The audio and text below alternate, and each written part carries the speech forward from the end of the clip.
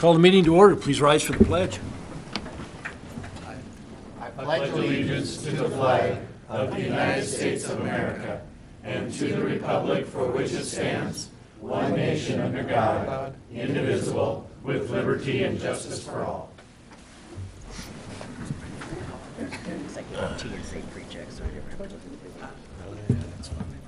Welcome to the October 16th, 2018 Post Falls City Council meeting. We did start the meeting with a couple workshops, and clerk, please note that all council members are present, and we do need an amendment to the agenda tonight. I would move to amend the agenda to include a few moments with Alex Knoll. Second. Motion second. Further discussion? Shannon, please take the roll. Thorson? Aye. Wolf? Aye. Malloy? Aye. Anthony? Aye. Borders? Aye. Wilhelm? Aye. Motion passes. Thank you. First item up, we have some announcements. The residential fall cleanup will be on October 27th. Pickup will be one day citywide. Items must be placed at the street by 6:30 a.m. Details are on the city website, postfallsidaho.org.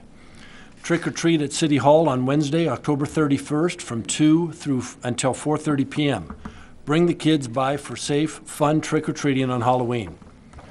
October is Domestic Violence Awareness Month. Stop by City Hall to see the display from the Post Falls Police Victim Service Unit and pick up a vinyl decal to place on your vehicle. Next item up is Disability Action Center presentation. Name for the record, please.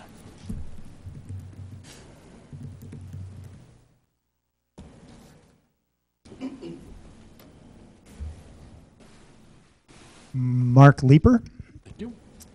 Mark, I'm the Executive Director of Disability Action Center Northwest, and one of the things we've done, we're a nonprofit. We have an office in Post Falls, one in Moscow, Idaho, and one in Lewiston, Idaho.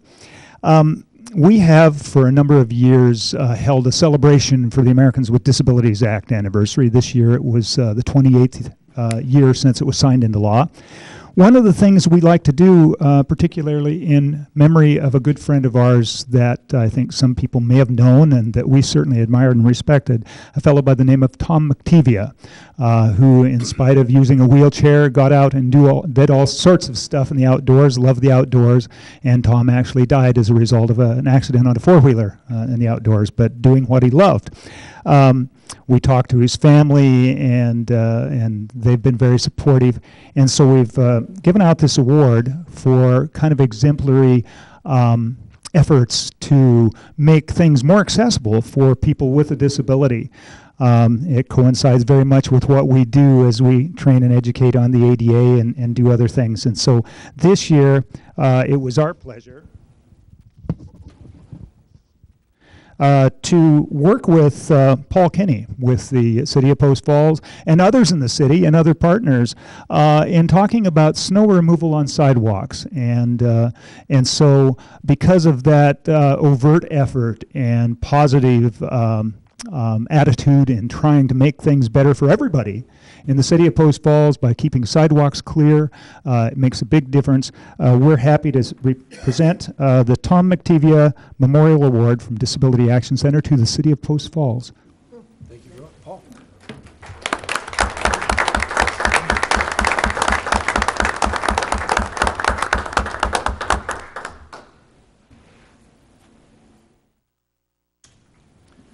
Thank you, sir. We appreciate the recognition. I think the City of Post Falls does a good job as far as making things more accessible, and it's really not because of any of us up here, it's because of the staff. So I appreciate the fact that you signaled out Paul, and our whole staff feels that way, and their actions, I think, indicate that their commitment to continuing to make the city more accessible. We appreciate you all. Thank you very much. Appreciate it. Next up is the Police Department presentation of Life Saving Award. Chief.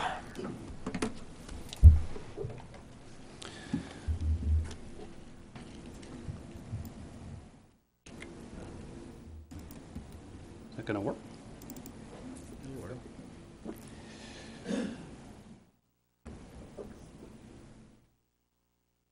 So we think. There we go. There we go. Don't worry, Pat, no one's sitting here looking at you. It's okay. And I notice we have a full house. This is good. Well, while this is coming up, good evening, Mayor and Council. I was hoping, if it's okay with the Mayor and Council, that we could actually bump the presentation for Alex Knoll first before Please, the officers. please. That's okay. As this pops up, we'll get rid of this. So tonight we want to take a moment and recognize Alex Knoll once again for his continued hard work and his kind donations to the Post Falls Police Department, the K-9 program, and the City of Post Falls. As you recall, we recognized Alex in January of this year after he was on the Ellen Show for his work on creating the Ability app. That's an app that helps individuals with disabilities. On top of that, Alex participates in public speaking events. He is considered an up-and-coming entrepreneur, and I think it's important to keep in mind he's only 13 years old. But Alex continues to do so much more for his community. In January, he raised funds in the amount of $714. He came back this week and donated another $300.18.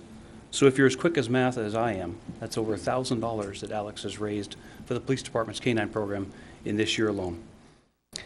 We couldn't be happier for Alex and his family. He's a brilliant young man, and he's a true servant heart. And we're so pleased to recognize him here once again tonight. Alex, could you come forward, please?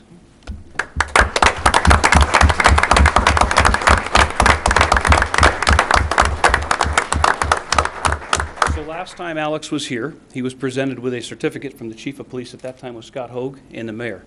Didn't want to do a certificate again this time, so we thought we'd give you a challenge coin from the Police Department. We have a challenge coin from the K-9 team as well, and then a patch from our SWAT team as well. So, Alex, thank you for everything you do. Thank you for your time.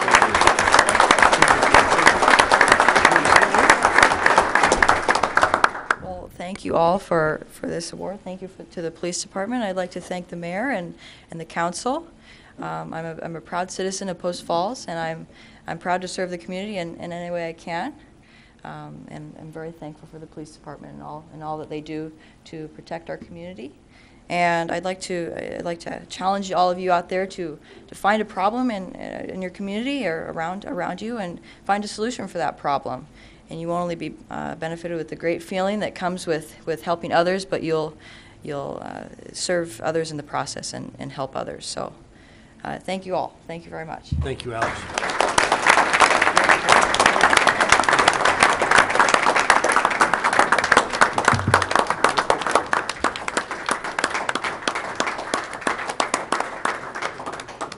Another picture, I believe. Thank you. Want Thank you. Congratulations. Thank you. Thank you. Alex, I think you're down with another shot. Pat, Chief, we need another picture here. Okay.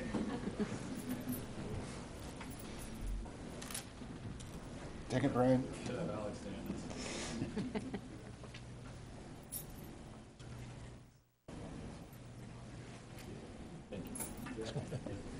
Appreciate it. Thanks again, Alex. Appreciate it. Thank you very much. Nice work, Alex. Thank you. Alex is probably the only one in the room that has the privilege of saying that he was on the Ellen DeGeneres show. Yeah. So, wise beyond his years. Captain, can you come up with me? Well, moving on, we're going to, it's a very happy time for myself and the department tonight. We get to recognize some of the great work that our staff is doing out there. And tonight we want to take the time to recognize 3 of our staff members for what they've been awarded for the Life Saving Award. We'll go through those incidents by themselves, but the first 2 officers we'll bring forward here in a moment, but I wanted to read this to you as, again, to the exemplary job that they did on this evening. So just a little back information on the award itself. On November 15th of 2011, the City of Post Falls Police Department established the Life Saving Award, which is presented to department members that have distinguished themselves by performing or reacting to a life-threatening situation in a positive and professional manner. The member's reaction to the situation must have saved or substantially prolonged the life of another person, existing with the strong possibility that if action was not taken, loss of life or critical injury to another person would have occurred. In this incident, on February 27, 2018, at approximately 19:26 hours, that's 7:26 p.m. for those that are, Sergeant Harrison and Officer Schrag responded to a medical call on the Centennial Trail near the Falls Park Apartments complex. The reporting party stated that her husband was dead and she was not sure where she was. Then she began attempting CPR. Sergeant Harrison was the first to arrive and located both parties. He immediately started compressions. Officer Schrag arrived shortly after and began alternating CPR compressions with Sergeant Harrison. Both officers worked diligently on the patient until Kootenai County Fire and Rescue arrived on scene to assist with the life-saving measures and transported the male to the Kootenai Health. Kootenai County Fire and Rescue later reported that when they left the patient at the hospital, he was conscious and alert and in a stable condition, which was attributed to the great response and rapid use of CPR. Sergeant Harrison and Officer Schrag were able to work effectively with other first responders to save the life of this individual. Without their rapid response in locating the patient and relentless efforts with CPR, it's likely that he would not have survived this incident. Sergeant Harrison and Officer Schrag are truly a credit to this department. Officer Schrag and Sergeant Harrison, please come forward.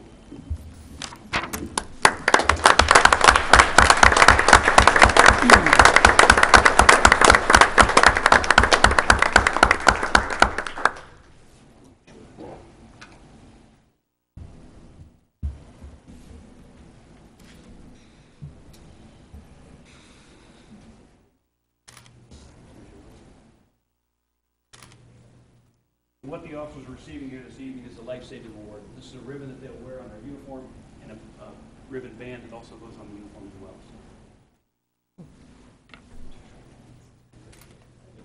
I'm going to stand up here, please. Can you get one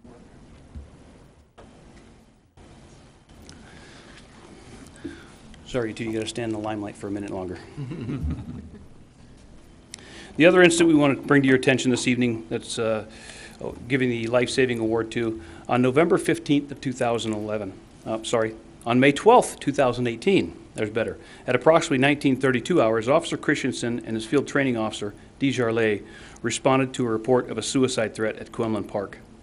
The officers on scene made contact with the family members, who said the male made suicidal statements and headed towards the direction of the cliffs.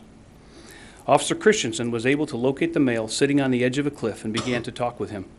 After several minutes of discussion, he was able to convince the male to back away from the edge of the cliff, at which point the officers were able to place him into protective custody. Officer Christensen was able to be the voice of reason to someone who was having a very difficult time and wanted to end their own life. Without Officer Christensen's positive and professional intervention, it's very possible that this situation would have ended very differently. Officer Christensen is truly a credit to this department. I think it's important to understand at the time this happened, Officer Christensen was in training. He was a training officer. His training officer was on scene with him, but allowed him to handle this call, and I think he performed exemplary. So, Officer Christensen, please come forward.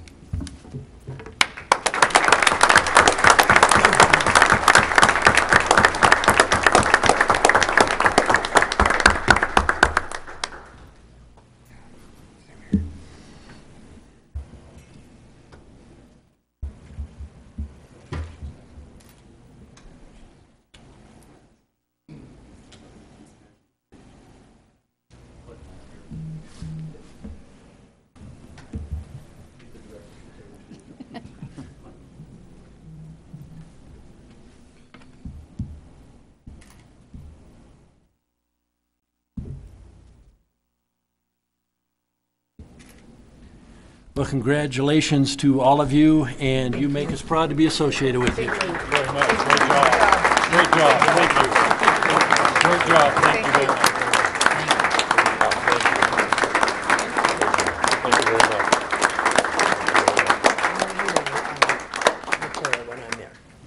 Good job.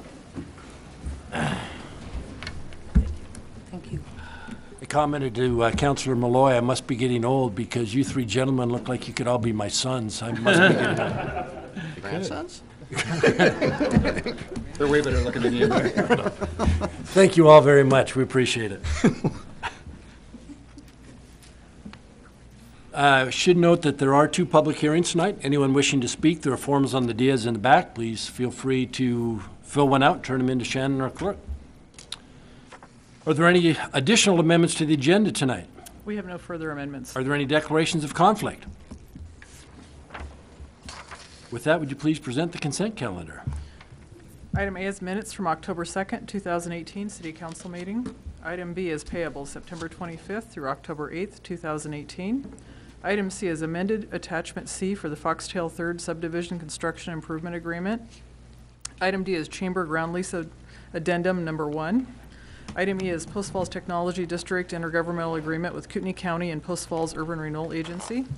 Item F is contract with Intermountain Playground Company for playground installation for Tullamore Park. Item G is contract with Intermountain Playground Company for playground installation for Pointe Park. Item H is Hope Avenue and Bogie Drive Extension Project Construction Improvement Agreement. Item I is acceptance of the Pointe Park and Transit Lift Station property. Item J is amended Appendix 7, Jasmine Addition Subdivision Construction Improvement Agreement.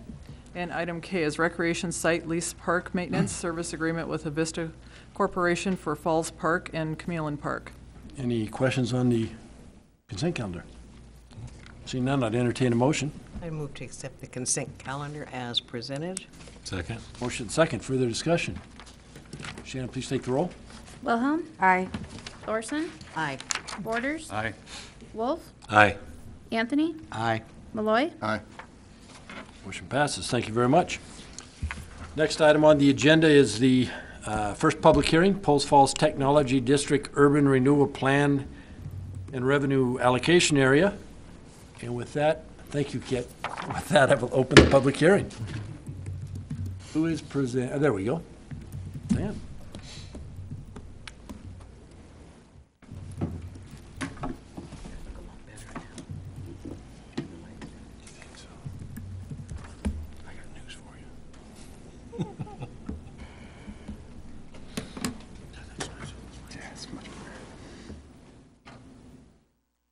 Thank you, and good evening, Mayor and Council.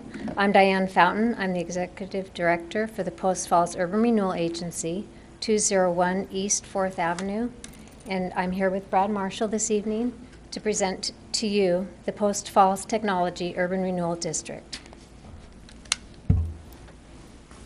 The Post Falls Urban Renewal Agency's mission statement is to encourage sound economic and community improvement that enhances the overall quality of life in Post Falls by providing and improving infrastructure, attracting jobs, and enhancing citizen safety and health.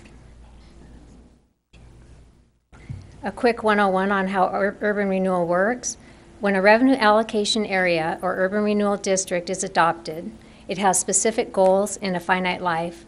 In this case, it's 20 years, which is the maximum. Property value at the formation of the district is called the base value. As development occurs in the urban renewal district and property values increase, that amount of increase is called the increment. Public infrastructure is installed by the proponent. Once accepted by the city, those costs are approved by the commission, and the developer is reimbursed as tax increment comes in.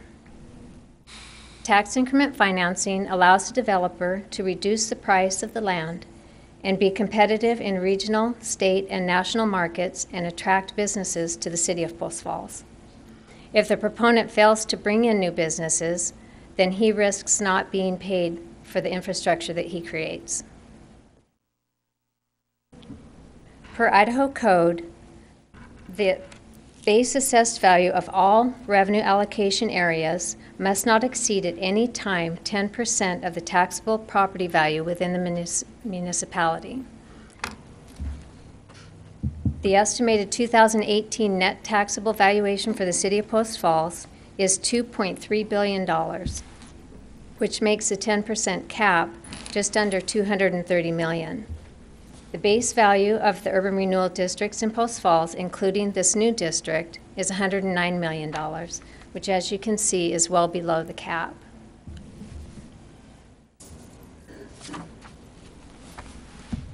This slide shows that we currently have 4 districts open in Post Falls that will close before the year 2022. The new technology district with a 20-year life would be open until 2038. The Post Falls Urban Renewal District has successfully closed 3 districts in Post Falls to date.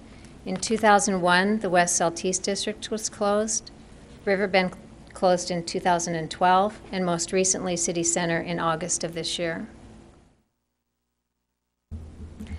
The Post Falls Urban Renewal Agency has a history of rebating excess monies to the taxing entities, which include the City of Post Falls, Kootenai County, North Idaho College, Post Falls School District, the Highway District, KCFR, the library, and EMS. In the East Post Falls District, in 2009, we rebated $2.2 million.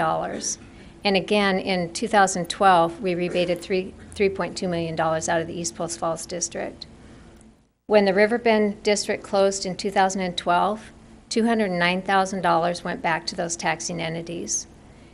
And most recently, in 2018, the city center closure resulted in $448,000 being returned to the taxing entities. And with the closure of the city center district, it added $21 million to the tax base in new development for fiscal year 2019. Brad's going to take it from here.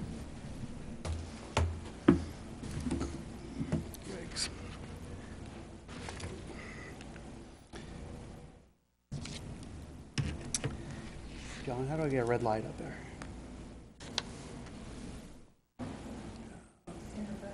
It's right here.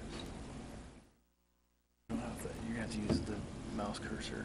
Do I have a red up there? The red? Yeah. The laser doesn't show Doesn't if show up people are on the watching TV. on TV. Okay, that's So the mouse will show up on TV. That's fine. Thanks for getting warmed up. Again, I'm Brad Marshall. Good evening, Mayor and Council. It's a pleasure. I'm with JUB Engineers, 7825 Meadowlark Way in Coeur d'Alene. It's a pleasure to represent my friend Philip Worth and Jerry Dicker of Beyond Green Incorporated. Jerry and Philip have been developing in North Idaho, Post Falls, for nearly 20 years. Combined, they have 40 years of land development experience. So my point to that is they've weathered many storms, including the Great Recession. The size of the district we're proposing tonight is 831 acres. About 751 of those acres is undeveloped raw land on the Highway 41 corridor. As Diane mentioned, the district lifespan is, we're looking at 20 years. And as Diane mentioned as well, the Post Falls Urban Renewal Agency has a solid track record of closing districts early. The current base value of that district is $38 million. And kind of zooming in a little bit more, the district really is being formed for the 335-acre Inland Northwest Technology Park and the 50-acre regional shopping center, again, Highway 41 and Prairie Avenue. This is kind of a nice exhibit map that you may have seen before in different meetings and hearings that indicates the boundary of the district. You'll kind of want to zoom in on the Highway 41, Prairie Avenue. Again, the big, heavy, bold line encompasses the district. The district basically extends from the extension of Cecil Road on the west side, north of Prairie Avenue, all the way to the east side, which is Hutter Road. It extends from Hayden Avenue on the north side all the way to the south side of Poline Avenue. Again, the blue indicates the technology park as well as the shopping center. The yellow indicates really the Foxtail planned unit development. One will ask, why does it include, what's the logic of the boundary of the district? Obviously, the technology park, the shopping center, and Foxtail kind of speaks of is that there's some sewer and water extensions and some street extensions that run through Foxtail that service those areas beyond Foxtail. And what we mean by that is that the sewer lines in Foxtail will actually be deeper than they normally would be, and the pipe diameters will be bigger than they normally would be to service development beyond that. The same thing with streets. You'll have some collectors and arterials in Foxtail that obviously service Foxtail, but they also service areas beyond that. So they create a framework of infrastructure. That's kind of the logic of the district itself. This is kind of a zooming in a little bit more on the district itself. You'll see kind of a Zone A, a Zone B, and a Zone C. The Zone A is the area that we believe will be developed first. We're seeing the most interest in that particular area of the property. That's the area that was recently annexed into the city with a technology make zoning. Zone B is part of the technology district, technology park. Again, that's zone CC&S or commercial. It allows a mix of uses, whether or not retail, commercial, but it also allows some tech uses and office space and those type of things. Zone C is a regional shopping center. It's a 50-acre site. This is a large site, and I'll kind of speak to that a little bit more. Again, intersection of Prairie Avenue and Highway 41. There's a landmark out there that we all probably aware of. It's Northland Nursery. They've been out for 25 years, and it gives you kind of an area where we're at. This is a site plan that you may have seen before in different hearings, and it's a pretty important document. It's kind of the foundation of a lot of the planning documents. And I'm aware that the council saw a nice big packet on Friday and got to read it over the weekend, hopefully. But what you're looking at here is the site plan for the Inland Northwest Technology Park and the shopping center. And again, it's about 335 acres of just the technology. This is a big site. The shopping center alone at 50 acres is a big site, to give you kind of a comparison on the shopping center, kind of a typical supermarket, Albertsons, trading company, or Yokes, or Super One, they might be on 5 or 7 acres, so just alone. So when you look at this, that's a 50-acre site. So we're hoping to attract 2 major, what they call big boxes, additional pad sites there for, this would be restaurants and banks and those type of things. So again, it's a big regional shopping center that will emerge. We kind of predict this one to actually be the last in the development process, because it'll very much is reliant on the Highway 41 reconstruction. So we can see kind of a business purchasing the lot, holding the lot, starting construction while the highway is being reconstructed, and as the highway opens up, the business opens up in the shopping center itself. As you look at the technology park, that's Highway 41 to the west, extending from Prairie to Hayden Avenue. Again, a big site. You'll see a framework of streets. That's the gray kind of wiggly lines. And that framework of streets is based on the Highway 41 corridor plan, which was the foundation of funding for the Highway 41 project. It's also based on the city's transportation master plan. It calls out arterials and collectors that have to be built. These are like frontage and backage roads as development occurs. So you can kind of see that framework of streets that kind of runs through there. Then kind of zoom in on those big black blobs. Well, what those black blobs are rooftops of potential industry and business. And they're actually square footages. They're projections of what we might see in that park. And these are big sites. I'll be frank, it's a big site. These are 10, 20, 40 acre development sites. These are bigger industry type sites. So the black indicates rooftops, and the gray indicates parking lot, surface parking lots, and the green obviously indicates green space or open space, trails and pathways. And the goal is to create a well-designed campus that has good architectural control of buildings, has good open air environments, again, pathways and recreational opportunities. So that's the gist of it. As part of the urban renewal plan, we did a feasibility study. So we looked at those buildings and we estimated the value of each building, the type of building, and the employment base in that building. So there's some logic to all that. We also looked at the linear feet of roads, linear feet of sewer line and water line, and where traffic signals may go, and where frontage improvements may need to be done. Also in the mix of this is a large electrical substation. This type of industry requires a lot of power. And you may recall some easements that we talked about a couple months ago. We're looking at a substation that would be constructed within the park itself. And I'll be frank, they're not cheap.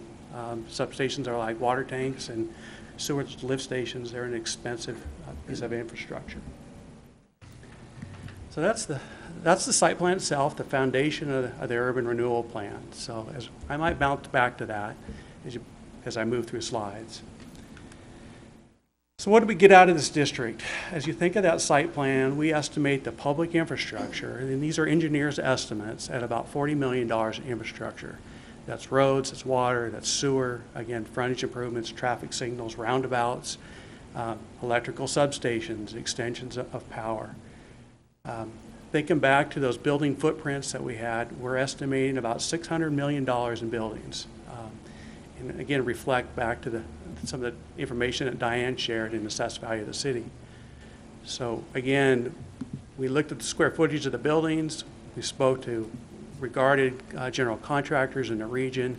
We estimated the value of those buildings and put that into the feasibility study. What's a fascinating number is that for every dollar of public investment, that's roads, water, sewer, and infrastructure, there's $15 in capital investment building, which is a fascinating value. We're estimating that the the end of the district, the end of 20 years, we'll have about $850 million in capital investment in the technology park and the shopping center. I'll kind of speak to that as we move forward. Public benefits. I'm going to kind of run through those relatively quick, but not too quick. Job creation, obviously employment opportunities for Post Falls, for Hayden, Rathdrum, Coeur d'Alene, Kootenai County, and North Idaho. It's an opportunity to develop underutilized property. Today that's ground, many of it is fallow, challenged to farm. Probably could be developed into houses, but houses don't create jobs, long-term jobs.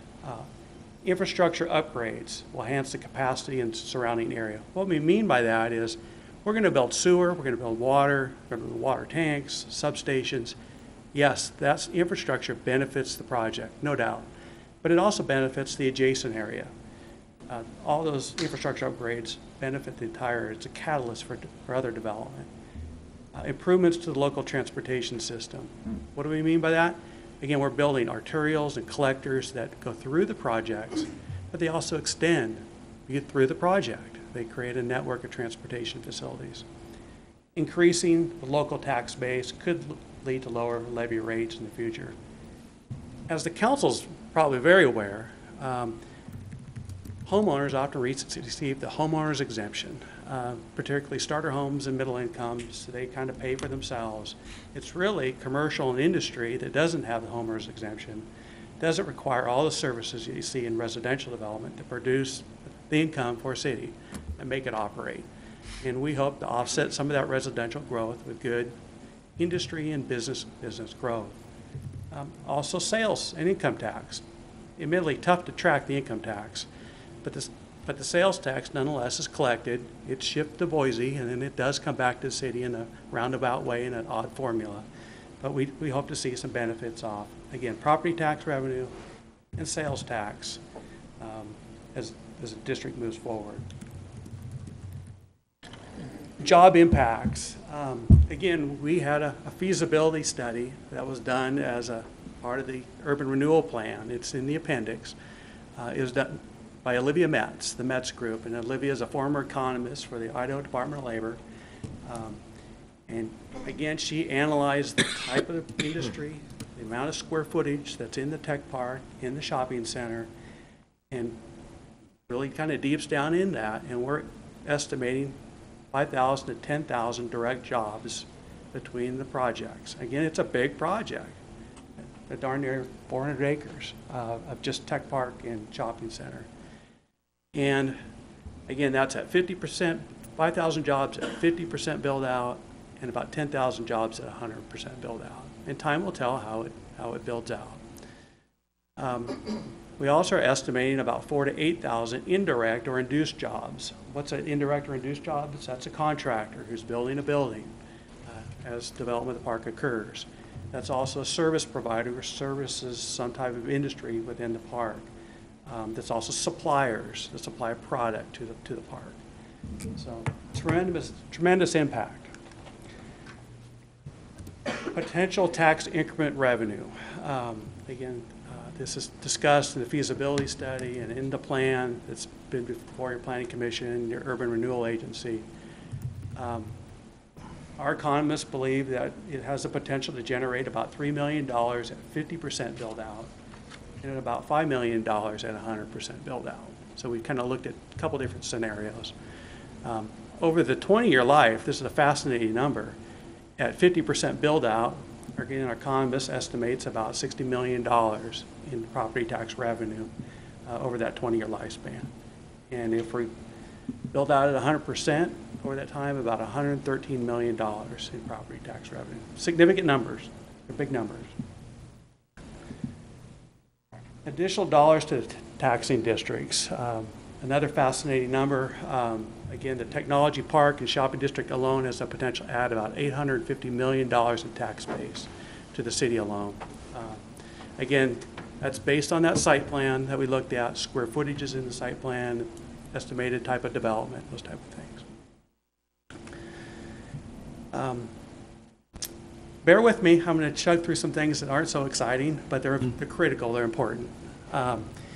is that as the council considers the approval of the urban renewal plan, Idaho code requires you to look at certain, create certain findings. So we've looked at the statute, given you some potential findings that you can utilize in a motion if you so choose. So I'm going to kind of address those because they're very critical. So Idaho Code 50/2008, number one, a feasible method exists for the location of families who will be displaced from the urban renewal area in a decent, safe, and sanitary dwelling accommodations. We do not expect any families to be displaced by this project. So that we kind of take care of that one. We see no reason.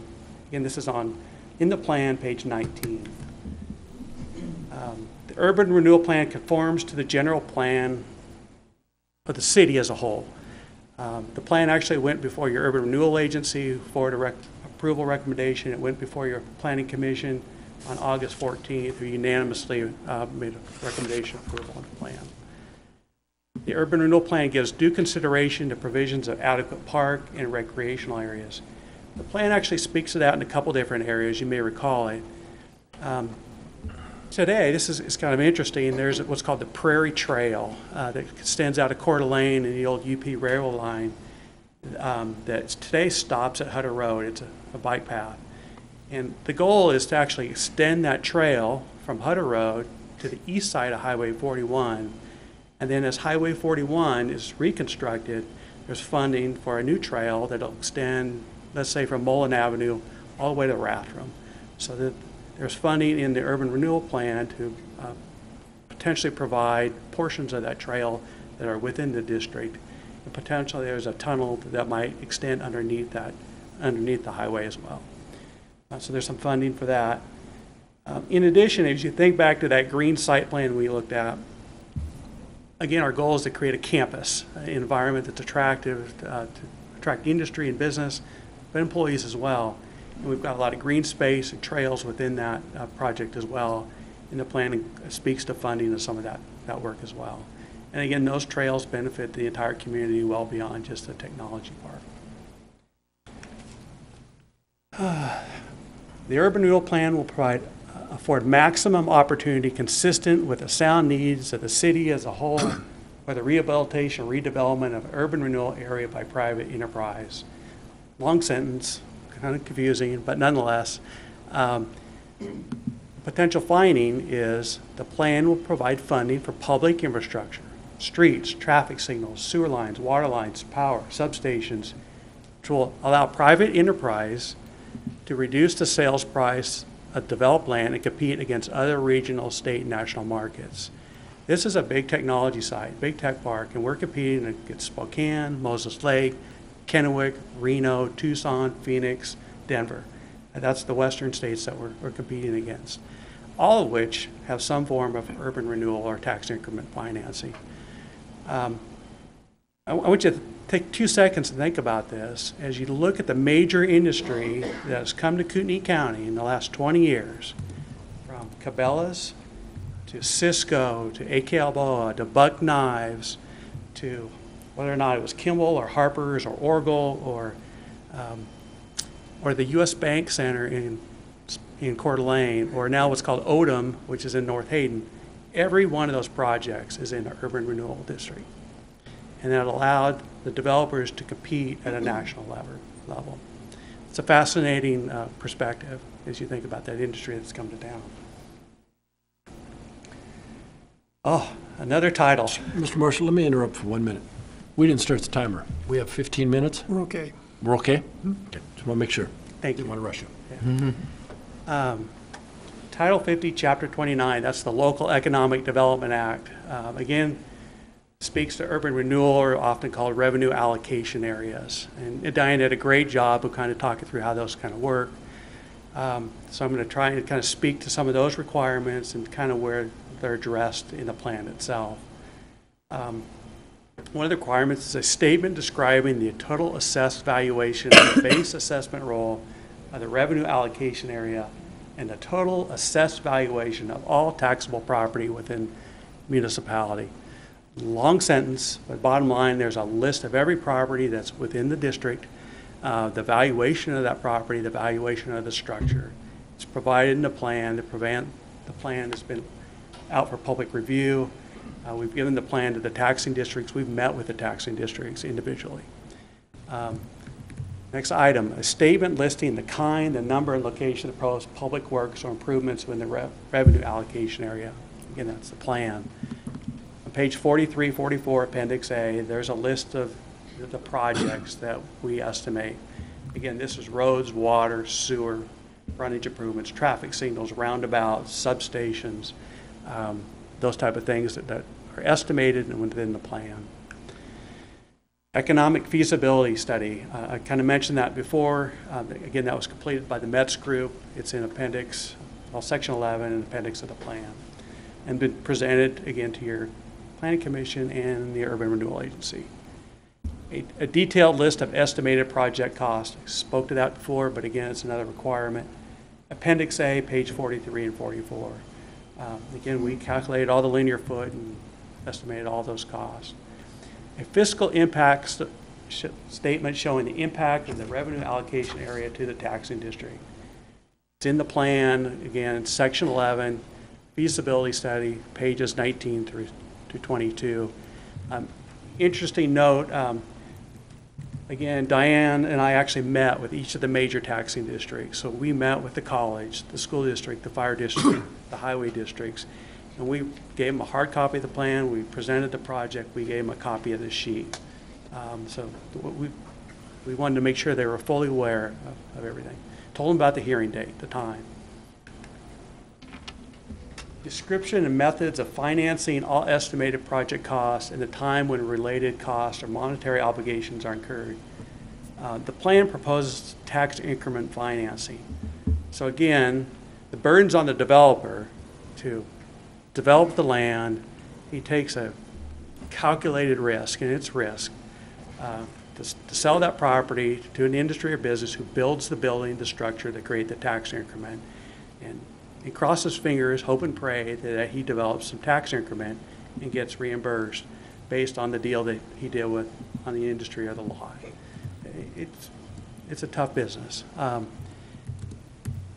Historically, there were some times, I believe, when the agency posted some surety or some bonds for some improvements, but that's not, correct me if I'm wrong, Diane, but that's not the way they do business today. They put the burden on the developer to be successful, so they don't go out and extend risk, as I guess you could say. Next one, termination of the plan of the revenue allocation area. Again, the plan speaks of 20 years in multiple locations and advertisements. Again, it's in Section 9, page 39. A description of the disposition or retention of all assets to agency upon the termination date. Again, what this means is if the plan closes, will the agency own any property within the district? And at this point, we do not foresee that the agency would own property in the district afterwards. It speaks of Section 5, page 23.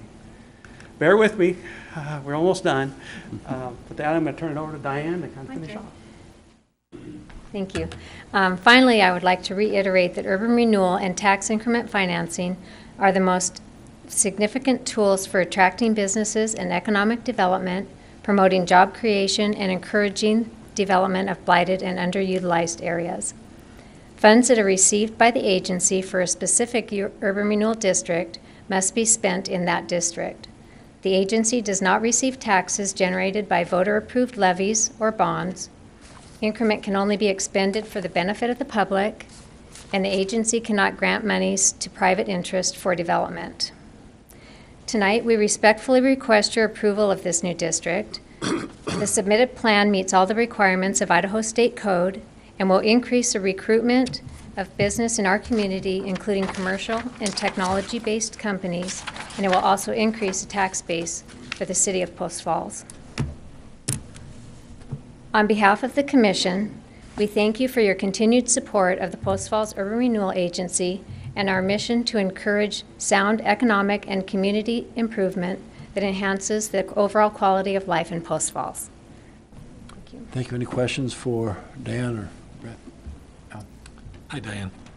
My only question is, this was an excellent presentation on the tech park, but I didn't hear anything about why Foxtail is in this. Brett explained a little bit about that with the, I mean, I got the part about there's, a need for deeper pipes and some roads and stuff like that, but it was my understanding that residential wasn't supposed to be a part of an urban renewal district. So we maybe do you not fund any of the streets within a residential development. Okay. It was in the plan for the sewer project that's required by the city. And so the Urban Renewal Agency will possibly fund some of that is beyond the normal construction that a developer would do inside of a residential area. But we still lose the taxes from the Foxtail area? The taxes would come to the Urban Renewal Agency through the life of the district. It's included in the revenue allocation area.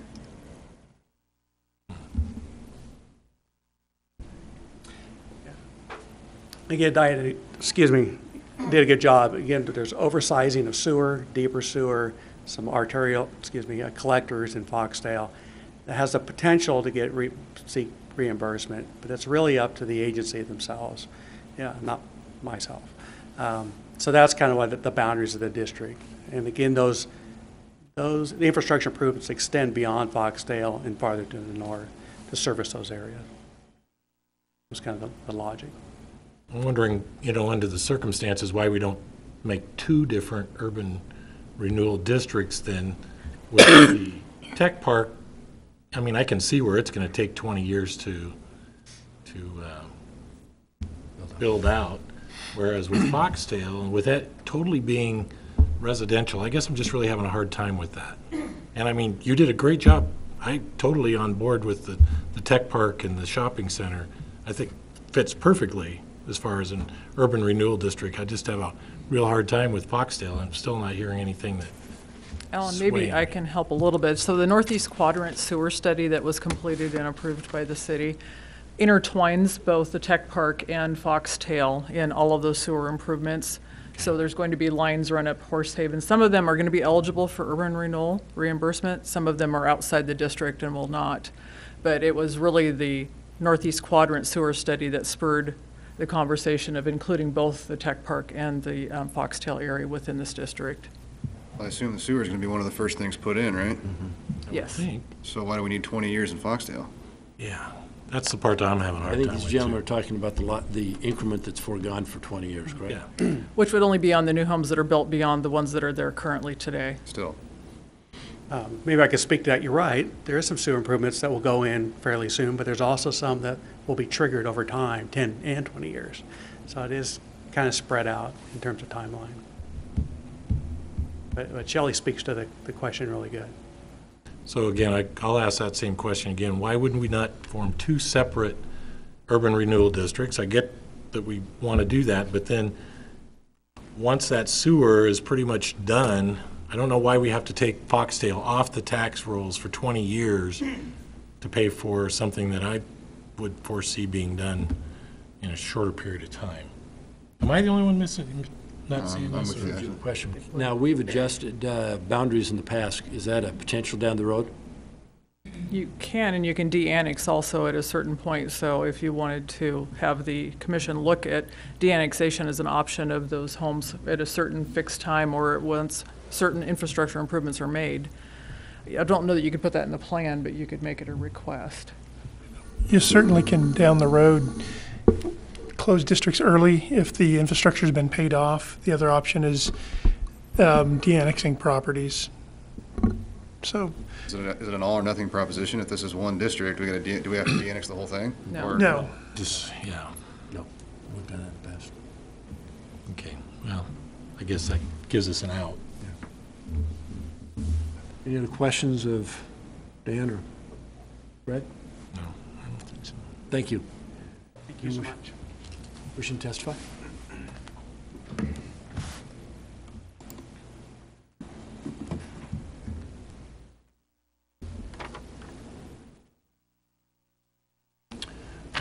Wishing to speak in favor, David Holloway.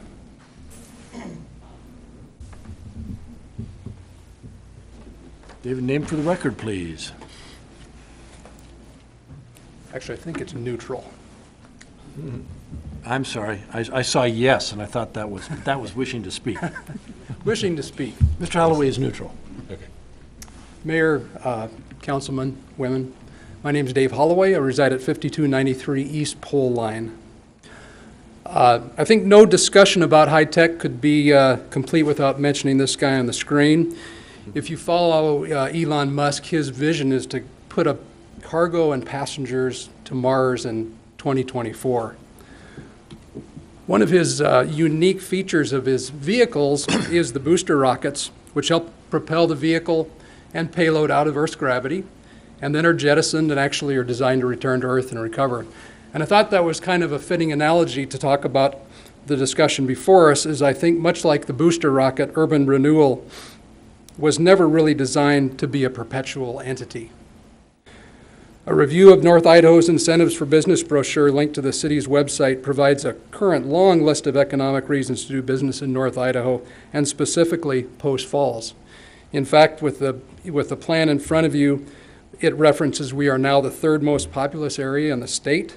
We're the 7th fastest growing city in the state. Our growth rate is expected to be 3 times the national average through 2025, and we're even cited as the 67th best location for business and careers. So that's pretty good credentials. In short, I think we've been discovered. Our Post Falls Urban Renewal Agency has some unique and I think extremely admirable characteristics. Commissioners, past and present, have considered their positions as stewards of taxpayers' money. Commissioners felt it important to close districts as soon as the defined goals were achieved, and actually, thankfully, they've done so. The commissioners have always been very financially transparent about the agency and the projects. And at one time, many commissioners felt important and planned on the ultimate wind down of the agency, not just the projects, but the agency itself. As past treasurer of the agency, I became quite familiar with tax increment financing, and with the skills of the current executive director and the former executive director, the agency has provided a very transparent and open process that shows exactly how taxpayer funds flow through the agency. What is not so clear is how tax dollars are reallocated following the closure of a district. It would be logical to conclude that once tax increment is no longer being collected by the agency, that a similar amount should then flow back to the taxing districts. In reviewing the Post Falls budget book for 2017 and 2018, there was no clear reference on how previously obligated tax increment was accounted for.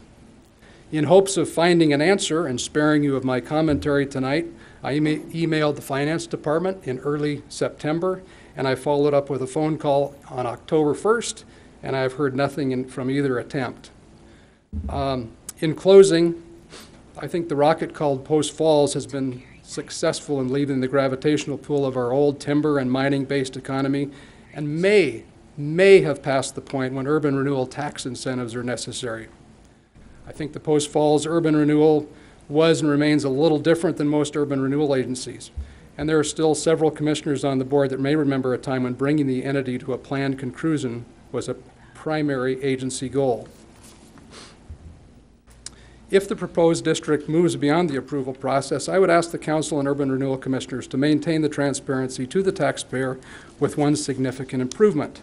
This would be the city insisting the agency take on the responsibility to demonstrate to taxpayers the amount of tax formerly flowing into the agency and that has been properly allocated to the taxing entities.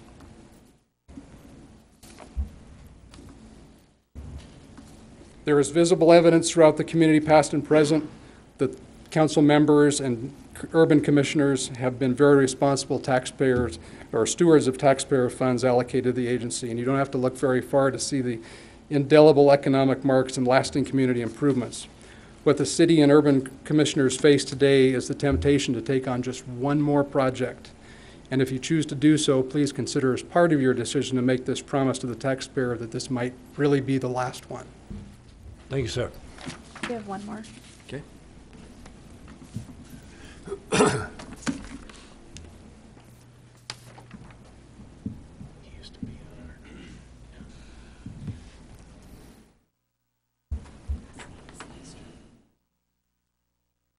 Wishing to speak in favor, Gary Nystrom. Name for the record, please. Name is Gary Nystrom. Need my address, sir? No. Okay, I'm kind of been one of these ones that followed urban renewal along, even at the State House. I sat down with Lynn Crosby. We went through this. I originally thought of this and talked to him about thinking about putting this out there. But what I don't want to happen, Mr. Mayor, is what we got downtown here. Stuff that doesn't get done. So all I'm saying is I'm for this, but I want us to make sure that the citizens don't have what we got going on downtown here that didn't really get developed, and I think we got shortchanged in the long run. Okay? Thank you, sir.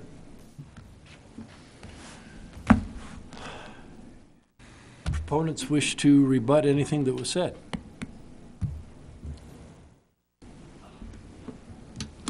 Okay. With that, I will close the public hearing. Council, how do you wish to act?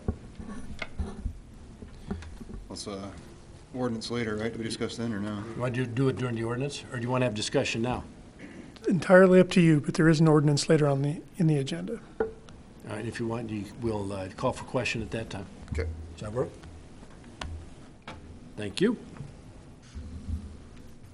Next item up is second public hearing on the Cheeley annexation. That'll open the public hearing.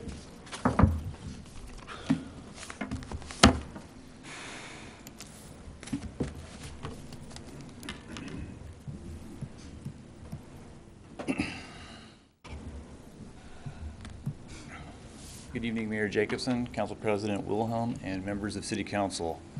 John Manley, Planning Manager here at the City of Post Falls, introducing Cheeley Annexation, case file ANNX 7/2018. So the owner of this property is Chris Cheeley, and the representative is Veritas. Both are present this evening. So the applicant is requesting City Council to review the proposed annexation request of approximately 9.6 acres and approve it with the proposed single-family residential R1 zoning designation. On August 14th, the Planning and Zoning Commission recommended that if you so chose to approve this annexation, that you would do so with the R1 designation. The project location is, as you see here, in the red hatched area. It's just south of Maplewood Avenue. You see here running east-west. Overall, it's located on the southeast part of Post Falls, just about a half mile, a little over a half mile of west of Hutter Road. You can see the surrounding zoning of this area in Post Falls. You see the dark line there. That's the city limits of Post Falls. Where you see this white voided area, that's actually the Spokane River. So the yellow is R1, so everything in the city adjacent would be R1. So the proposal is exactly what you see around it. Currently, it's a residential use in Kootenai County. There's actually on site, you see there's a house and there's actually a boathouse on that, of which I would like to mention that because this is in a flood hazard area, the house had it received the appropriate elevation certificate for it, as well as the boathouse has gone through the appropriate permitting through Department of Lands. Water is provided by City of Post Falls, as well as the sewer. So as part of the review for R1, you're looking at, is it consistent with the future land use map, the goals and policies found within the comprehensive plan, as well as the street classifications, traffic patterns, existing development in the area. Is there any community plans, geographic or natural features, which kind of brings up the flood hazard area, which I'll discuss in a bit. And then all of which to encourage a balance and a stable community for Post Falls. Looking at the future land use map here, you see the hatched area. It's all surrounded by yellow. It's yellow It's all proposed to be residential. So from a land use designation from MAP, it's consistent with that. Exhibit S4, I went into, there's some detailed analysis of the comprehensive goals and policies and annexation. So the proposed R1 would be consistent with the policies as well. Looking at the road classifications and streets, it's cited that the proposed development wouldn't compromise the transportation master plan or the road classifications nearby on Maplewood Avenue. The flood hazard area here that comes in, it does kind of affect some issues related with domestic water, which I'll touch base on that in a bit. Commercial and high-density residential zoning is typically assigned as a, with higher road classifications. They're not asking for this, and it's really not applicable. The next one, though, does deal with lower density residential, saying that it should be proceed further away from more of your higher intense urban activity areas. This definitely is not a high intense urban area, therefore it would be appropriate. And then the next one deals with industrial zoning, and that's not applicable. So this would be the reasons why Planning and Zoning forwarded a recommendation to approve it with the R1. Now looking at the annexation policies, I'm not going to go over all of them, but to highlight a few here. First one here, I kind of already covered, dealing with zoning, being consistent with the comprehensive plan and other master plans. The next one, saying that the proposed annexation should be coordinated with as an orderly development for public systems, comprehensive plan, water, sewer, transportation, parks, and emergency services. Here's where the domestic water part comes up. In review, the applicant, of which requested to retain the surface water rights on the Spokane River for the purpose of irrigation, thanks to John Beecham, Public Works Director here, cited that there is this Idaho code section that actually proposes all applicants proposing to make use of a land use change, which this is, should be required to use surface water where reasonably available as the primary water source for irrigation. So it would be cited that this would be deemed reasonably available. So that led to this condition being proposed. It's kind of lengthy. It's kind of a few parts here. Is the proposed system would need to be physically separated from the city's water system or installed with appropriate cross-connection control devices to separate the two systems. An entity, such as an HOA or private water association, should be created which owns the water rights and the irrigation system to ensure that the water right is preserved in its whole and is not split among various subdivided properties. The entity should be responsible for the maintenance and operation of the irrigation system and have the ability to fund those activities. And if a backup irrigation service is requested from the city's water system, this could potentially feed the entity's irrigation system through a master meter, subject to the normal standards and fees for an irrigation service. If there's any further questions on this, I probably would ask Beecham to come up and address those questions. The next policy point to be highlighted is to provide a range of housing types and price levels to provide for accommodate diverse ages and incomes. So typically what you see in Post Falls and all of our residential zoning districts is a lot of diversity that gets built, and so inherently speaking with R1 you would attain this policy point. The other one is land seeking annexation should grant and provide necessary rights of way and easements according to the transportation master plan. So if it's not already been dedicated, we would get the right of way for Maplewood or any other public street that may serve this project. Routed to the agencies listed here, of which you did see in your staff report that the Kootenai County Fire Rescue remained neutral, as well as the Post Falls Police Department. Department of Lands, though, did have some concerns. They didn't object to the proposal, but wanted to make sure that any lots that would be created, waterline encroachments and whatnot, that we would contact IDL and coordinate those activities with that. So upon further subdivision or fill being added or other modifications to that within that flood hazard area, we would coordinate those with the Department of Lands. So have any other questions for me at this point? Mr. Manley, at this point? Steve? I just a little clarification on the water system, on the irrigation, the water rights. Do we have any other subdivisions or HOAs within the city limits of Post Falls that have their own irrigation system private, or would this be kind of a one and only? Not really. The short answer is not really. Okay. Not really? So he said, yeah, the short answer would be Not really. So there's nothing really to compare it to then on that.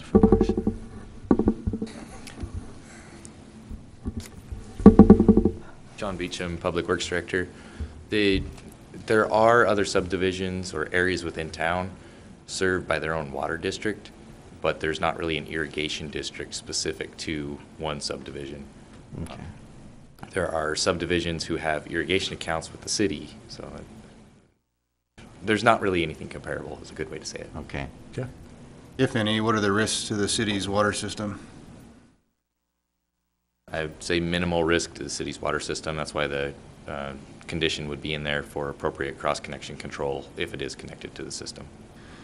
I know we have nothing to compare this to, so this may be a rhetorical question, but in the event there's an HOA or a separate irrigation, private irrigation group that funds a separate thing and they go bankrupt, who then takes the responsibility for maintaining that equipment?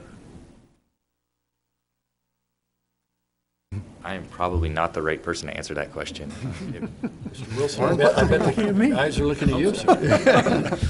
So this is an interesting scenario. We don't see this much anywhere because there's typically, most of the subdivisions you see are not on a water body where they have an existing irrigation right. So Idaho code directs that if those scenarios happen, when you do a land use change, that they have the ability to use that for their surface water irrigation. And when this really, the rubber hits the road, is we have a policy that requires dedication of water rights with annexation.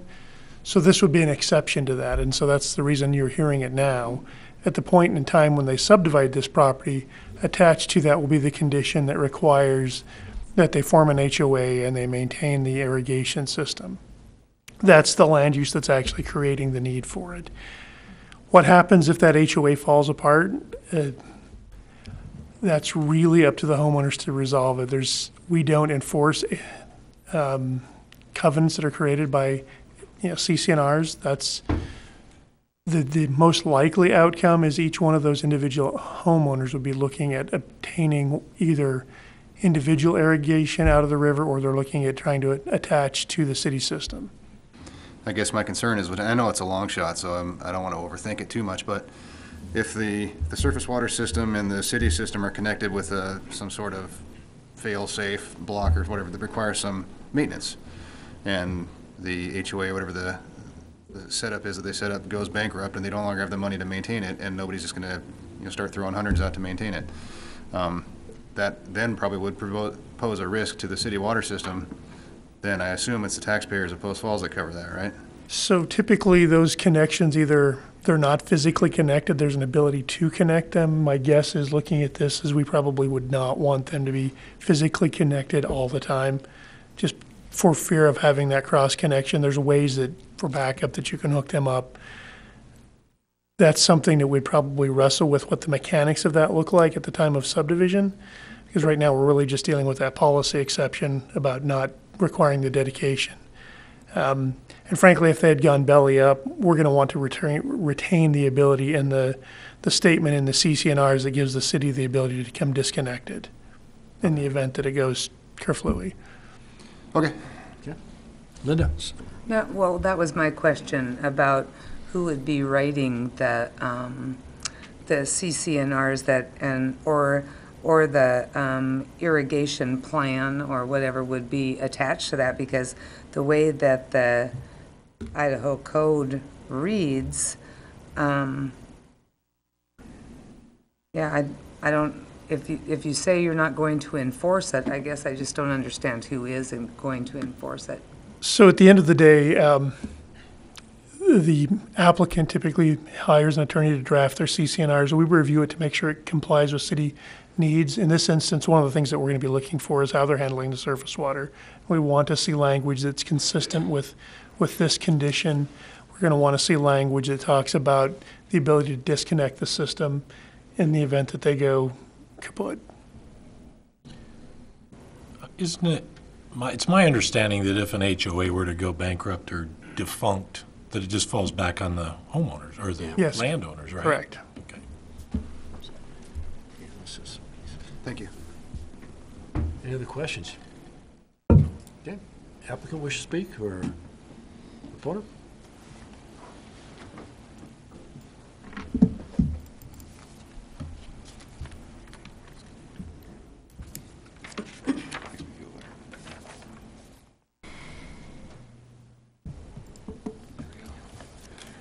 Good evening, council members. I'm Stephanie Blaylock with Veritas. I'm a land use planner, and I'm here representing Mr. Cheeley for his annexation request. Jan Manley did a great job going through our project, so I'll just touch on a few additional items. As John had mentioned, the property is 9.67 acres located right on the river. He currently has a single-family residence with an accessory living unit on it by Kootenai County's definition. We're requesting the annexation of R1, which is single-family residential. And as we just discussed, there are 2 water rights with Idaho Department of Water Resources that Mr. Cheeley has on the property. He's agreed to dedicate the water right for the well to the city, but would like to maintain the water right for his irrigation. There will be an HOA at the time of development that will maintain that system. As you can see from the aerial, the property is contiguous on both the north and the west side to the city limits of Post Falls. Both of those zones are R1, making this annexation request compatible with the current neighborhoods and a logical extension of the city boundaries. Mr. Cheeley's goal is to subdivide the parcel into 3 larger lots to accommodate 1 additional residence. The future lots would be larger than the current development pattern within the city limits in this area. His reasons for annexation are to extend the city of Post Falls boundary to continue residential development of property on the Spokane River, to connect the 2 existing residences to city services, and to create a lot for the construction of a new residence that would also connect to city services.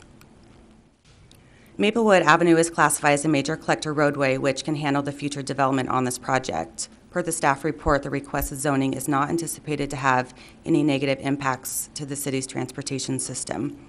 The zoning is consistent with the goals and policies of the comprehensive plan and the future land map. The site and future development will comply with the flood requirements in the city's code prior to development. In closing, several agencies were notified and there were no objections from the responses received. The proposed annexation with an R1 single-family residential zoning would be consistent with the development pattern being established in the area and would be supported by the public services that are nearby. The Planning and Zoning Commission recommended approval of the annexation request back in August. Thank you for considering our request, and do you have any questions for me? Question? Thank you very much. Thank you. Shannon, wish to testify? We have none. And I'm going to assume that there's not going to be a rebuttal of that. With that, I will close the public hearing. Council. If nobody wants to, I would make a motion to approve the Cheeley annexation, file number ANNX-0007-2018 with an R1 zone. Second. Motion second. Further discussion? Shannon, please take the roll. Borders. Aye. Anthony. Aye. Wilhelm. Aye. Malloy. Aye. Wolf. Aye. Thorson. Aye. Motion passes. Thank you very much. Next item up is unfinished business. Tonight we have none, followed by citizens' issues, which is the time on the agenda where citizens wishing to address the council on a non-agenda related item can come forward. See 2. Gentlemen first, and then we'll. Please, name for the record, please. My name is Bill Armstrong. I live on 12th Avenue. You guys know who I am because of the Yes, stuff sir. I've stirred up before. I'm here again on behalf of 5- and 6-year-old kids that live on my street, travel my street. We went through the thing and put up the speed signs, electronic speed signs. They're worthless because if people look at them and say, well, I'm not going fast enough. So what I would ask the city to do would be to take a survey, a count survey like they did before, for 7 days, 24 hours a day, on Chase Road at 12th on the south side and going both ways on 12th Street to see what the traffic increase has got. Then I have a proposal that maybe you might look at to see if maybe it helps some of the situation. On 12th Avenue, I propose that we put stop sign going east and west at First Street. There's a kids crosswalk right there. If you put a stop sign right there, the people coming down Chase Road won't think they have to beat the signal lights. The reason I say that is if you put that there and you can go to the Burlington Northern, take out the railroad stop sign at Chase, which is used once a week in the evening to run back and forth. The rest of the time it's not that. That will allow the cars to go down Chase Road and get to the corner of Celtice and Spokane Street faster, which right now they're turning at 12th Street and going down to Spokane and hitting Celtice and Spokane faster than you can go the other way. And it's all about speed in our community, and we got too darn much of it right now, which can't be enforced because there's not enough police officers.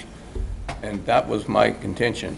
There is no crossing sign on Spokane Street down here by, what is it, Railroad, where the spur goes in. What is it, 3rd and 4th? There's no stop sign there. So why can't we eliminate the one on Chase Road and let those people go through? And if you want to look at that, take a look at it, I appreciate it. Maybe we can help these kids out. Thanks, sir. You know my life story of what happened to my brother. We appreciate you bringing it back to our attention again. And actually, I drive that every day, and the stop sign at the railroad track doesn't bother me. And I always still go Chase. I don't go down 12th. But at the stoplight, you're waiting at the stoplight on Celtice and Chase, and I was going to mention that to our folks and have them take a look at it. But that would help traffic go through quicker. Whatever you can do to help the situation to protect the kids. I talked to a man tonight before I came over here, and he lives on 12th Avenue, east of where Compton. He lives east of Compton. And he said the other day he was out in his front yard and he saw a school bus go down the road 40 miles an hour.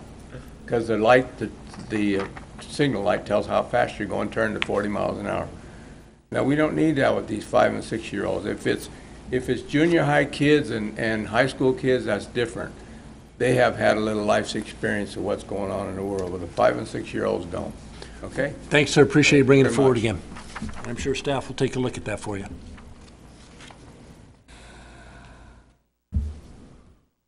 Hello, it's my first time speaking up here, so thank you, Mr. Mayor, Madam President, and council members. I'm just here, I noticed Name for the record, please. Oh, I'm sorry, my name is Diane Leeper. Thank you. I'm here to support item 5B, the survey for the Post Falls Community Forest. I'm a new resident to the area. I knew that I wanted to move to this region because it is incredibly beautiful, and Post Falls did a wonderful job attracting us and my family. I just wanted to take a moment to thank you all because I know it's a group effort. And a I've lot got of to work's interrupt gone you. into it. I appreciate you coming and speaking and supporting, but since it's on the agenda, it doesn't qualify for public comment.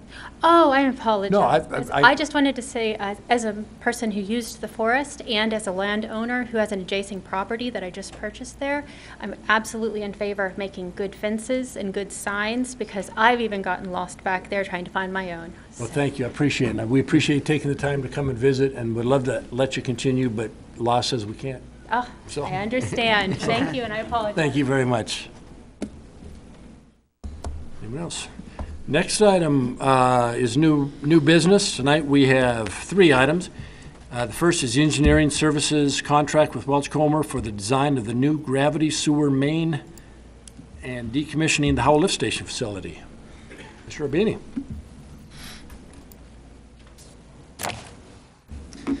Good evening, Mayor, members of the council. Andrew Arbini, Utilities Project Manager. I'm presenting a contract with Welch-Comer Engineers for the design and construction oversight for the abandonment of the Howell Lift Station and a new gravity sewer.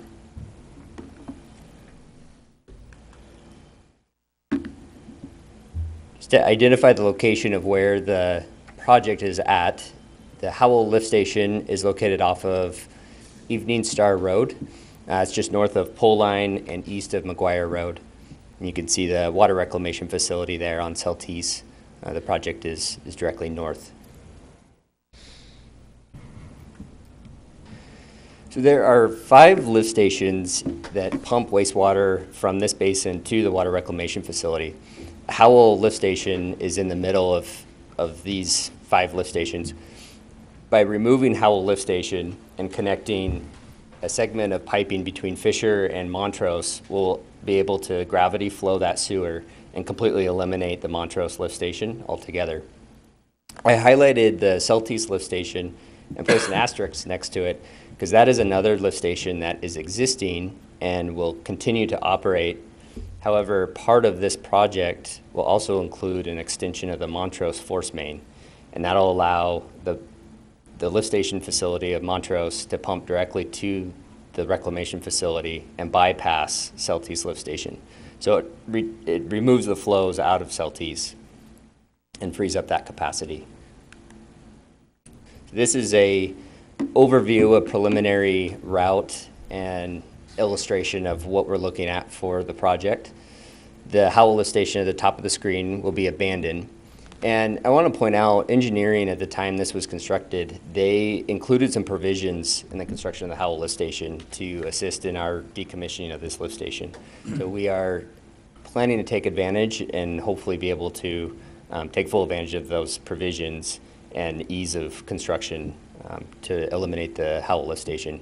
As an example of that, we crossed 2 railroad tracks, and one of the railroad tracks has an existing casing, and it's sized appropriately for us to reroute the flow, and there's some existing structures there that will help assist in that construction.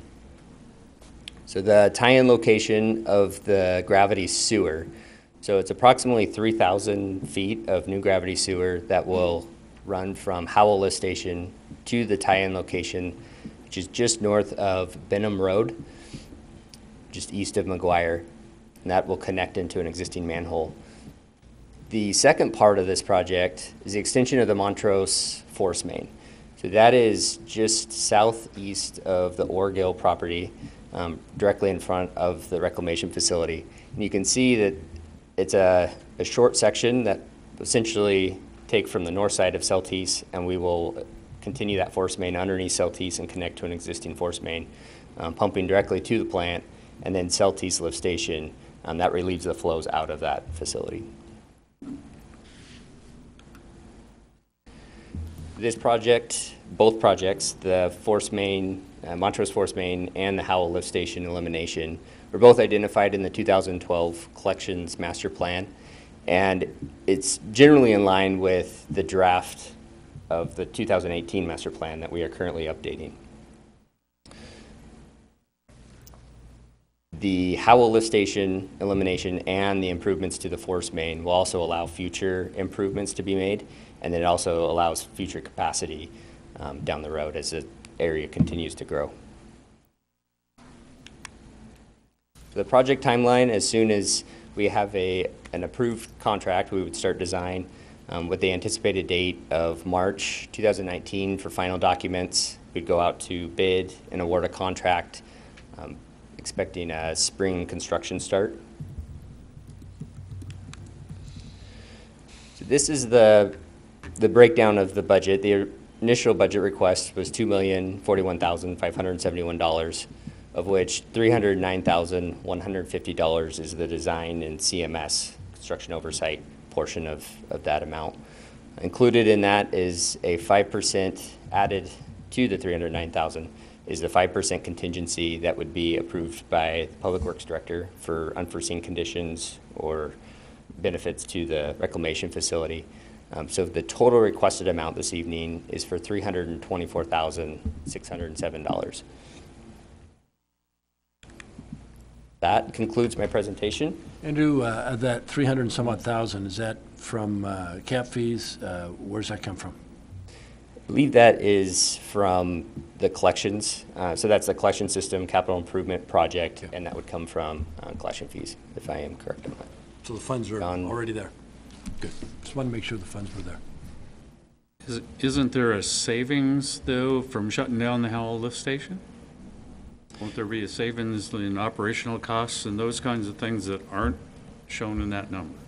Correct. So that number does not reflect the savings that we would see from the operations cost to keep the lift station operating.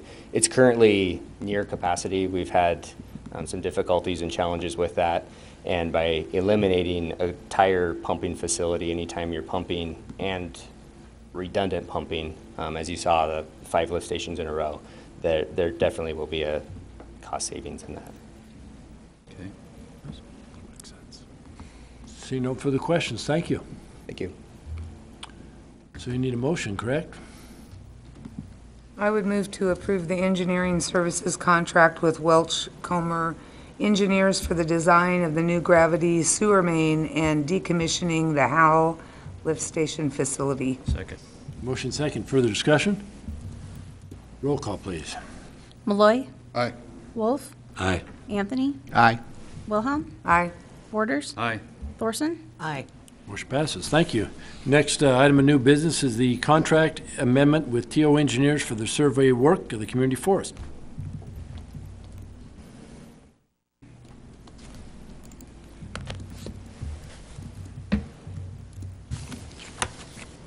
Good evening again, Mayor and Council. John Beecham, Public Works Director, and I am sad to be here presenting this project. Originally, Monica Ott was managing this project. She's left the city for another great job, so I've inherited it for the time being, but hopefully we'll have somebody else up here talking to you about it in the near future. I do want to mention down at the bottom of the screen, it says Public Works Department and Parks Department. This is a partnership project. I've been working with Brian Myers and Dave on this on this idea. What we're proposing to do is to survey the community forest with the intention of developing the appropriate legal descriptions for an annexation request. And that sounds like a fairly simple thing until you look at what the border of the community forest looks like. We have some included private property segments that we need to get a firm boundary on. This actually serves the dual purpose of being able to sign that as private property to keep folks out of that private property, as well as to clearly delineate where that should go in terms of if we're putting up a fence or something like that. The other thing that's somewhat challenging in this survey is to appropriately delineate the boundary between the river and the land. That moves, as you know, from throughout the seasons. What we're trying to do is not annex the river with this annexation request. That has, if you'd like more details on that, I'd let Dave or Brian speak to it.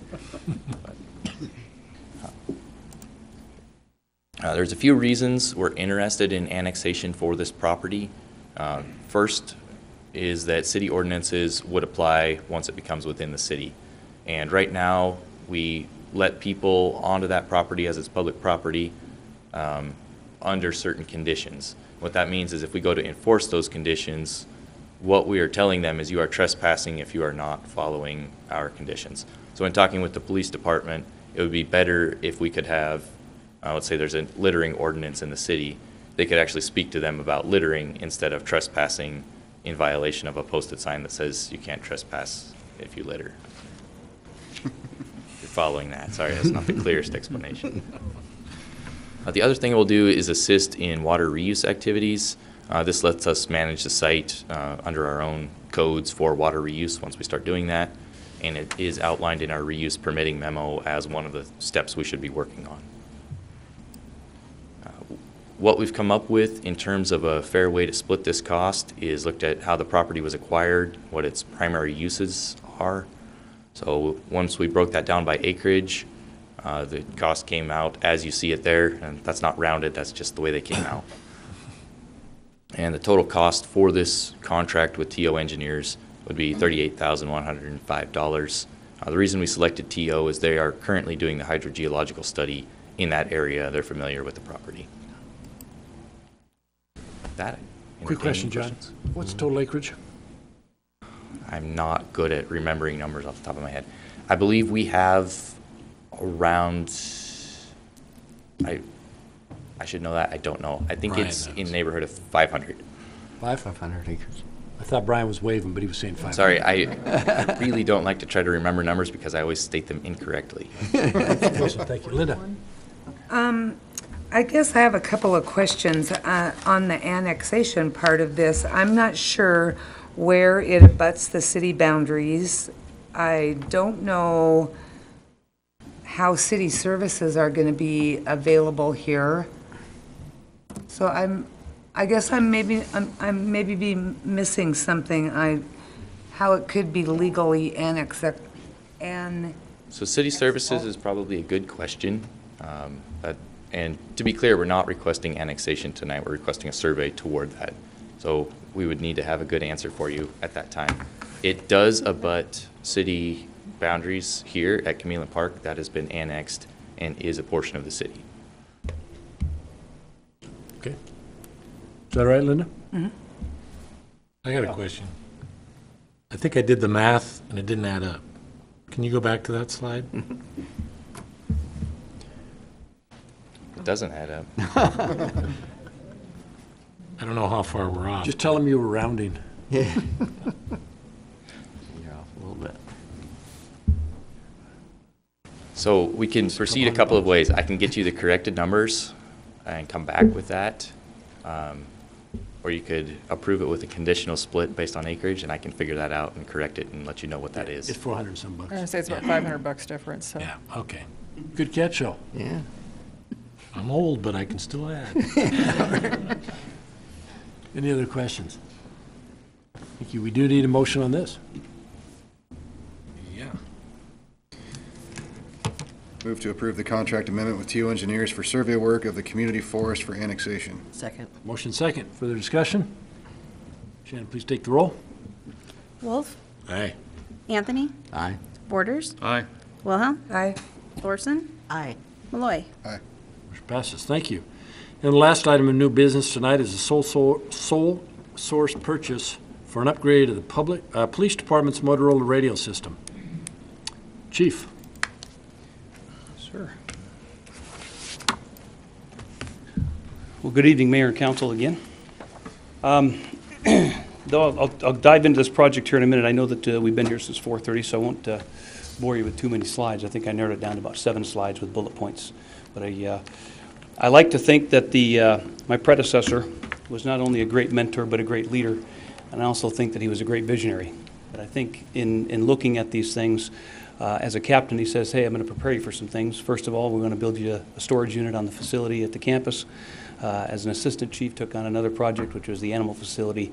And I think in the visionary side of things was looking more towards the project that was going to be one of the biggest ones the police department's been involved in probably the past 25 years. And that is the radio console upgrade, which is basically a forklift overhaul of what we got going on at the police department. And I'll go through some of that for you here. To give you an idea where we're at, the current radio system we have is 23 years old. It was never really designed to last that long. We have an end of life, meaning you couldn't purchase it after 2010, and there's an end of service, which is 2018. The difference being end of life is a purchase, end of service is they will no longer service it. When you have a problem with it, you call them up and they basically hang the phone up on you and tell you you should upgrade it to something. So the current portable and mobile radios that we have on staff right now are end of life in 2014 and end of service in 2019. We have about 12 portable radios now that the tactical team operates off of, and those are encrypted or encrypted capable, and we'll talk a little bit about that as we go through that. And those are right now belong to the tactical team, and we would reallocate those to the volunteers and some other options down the road. The biggest thing for us is radio technology 20 years ago is not what it is today. When we purchased this system 23 years ago, it was a state-of-the-art system. But technology has changed. Back then, you buy a radio system, you bring it back with you, you plug it in the back room, and you put a card in the back, and you're up and running. And if you had a problem, you called what was called a radio technician then. Now, technology has advanced to the portion where it's all IT related. It is computer-based.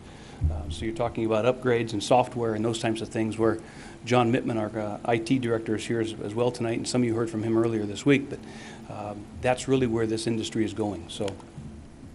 Adding to the complexity here is the spring of 2018, we were down to one channel working. We've never had that happen before. Keep in mind our system being as old as it is. We knew this, and we started going out purchasing every kind of part we could possibly use to replace product when it went bad. We saturated the internet, picked up every piece and part we could, and those parts are since been utilized. Keep in mind we've had lightning strikes happening at some of our locations. We've used our PA systems. Some of the other things have been exhausting. So July 1st also of this year, The Kootenai County Sheriff's Office and the Coeur d'Alene Police Department went encrypted, meaning, for those that don't understand encryption, a real basic example is you go dark. So if you're not encrypted, you don't have encryption capability on your radios, you're not hearing any of the radio traffic that's going on their channels or their radio network. As you can see, the officer safety issues and concerns for me and our staff is we no longer know what Coeur d'Alene's doing or the county's doing.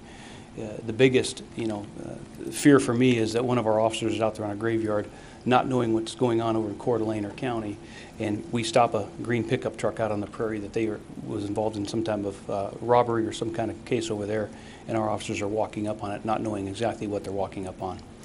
Also with encryption, right now there's apps out there on your phone that anyone in the general public can download an app and they can listen to any of your radio traffic going on.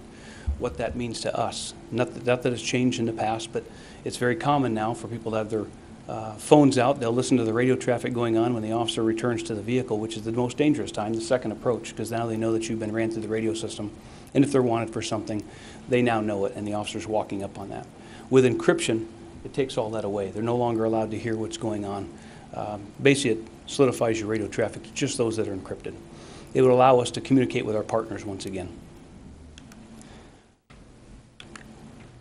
Motorola. One of the things we're looking at is sole sourcing the procurement here, and I'll go through that with you real briefly. But Motorola has built our system from the early 90s. They built our towers. They built all of our infrastructure. We've been with Bay Wireless since the beginning. Some of the reasons we want to stick with Motorola, currently invested with them.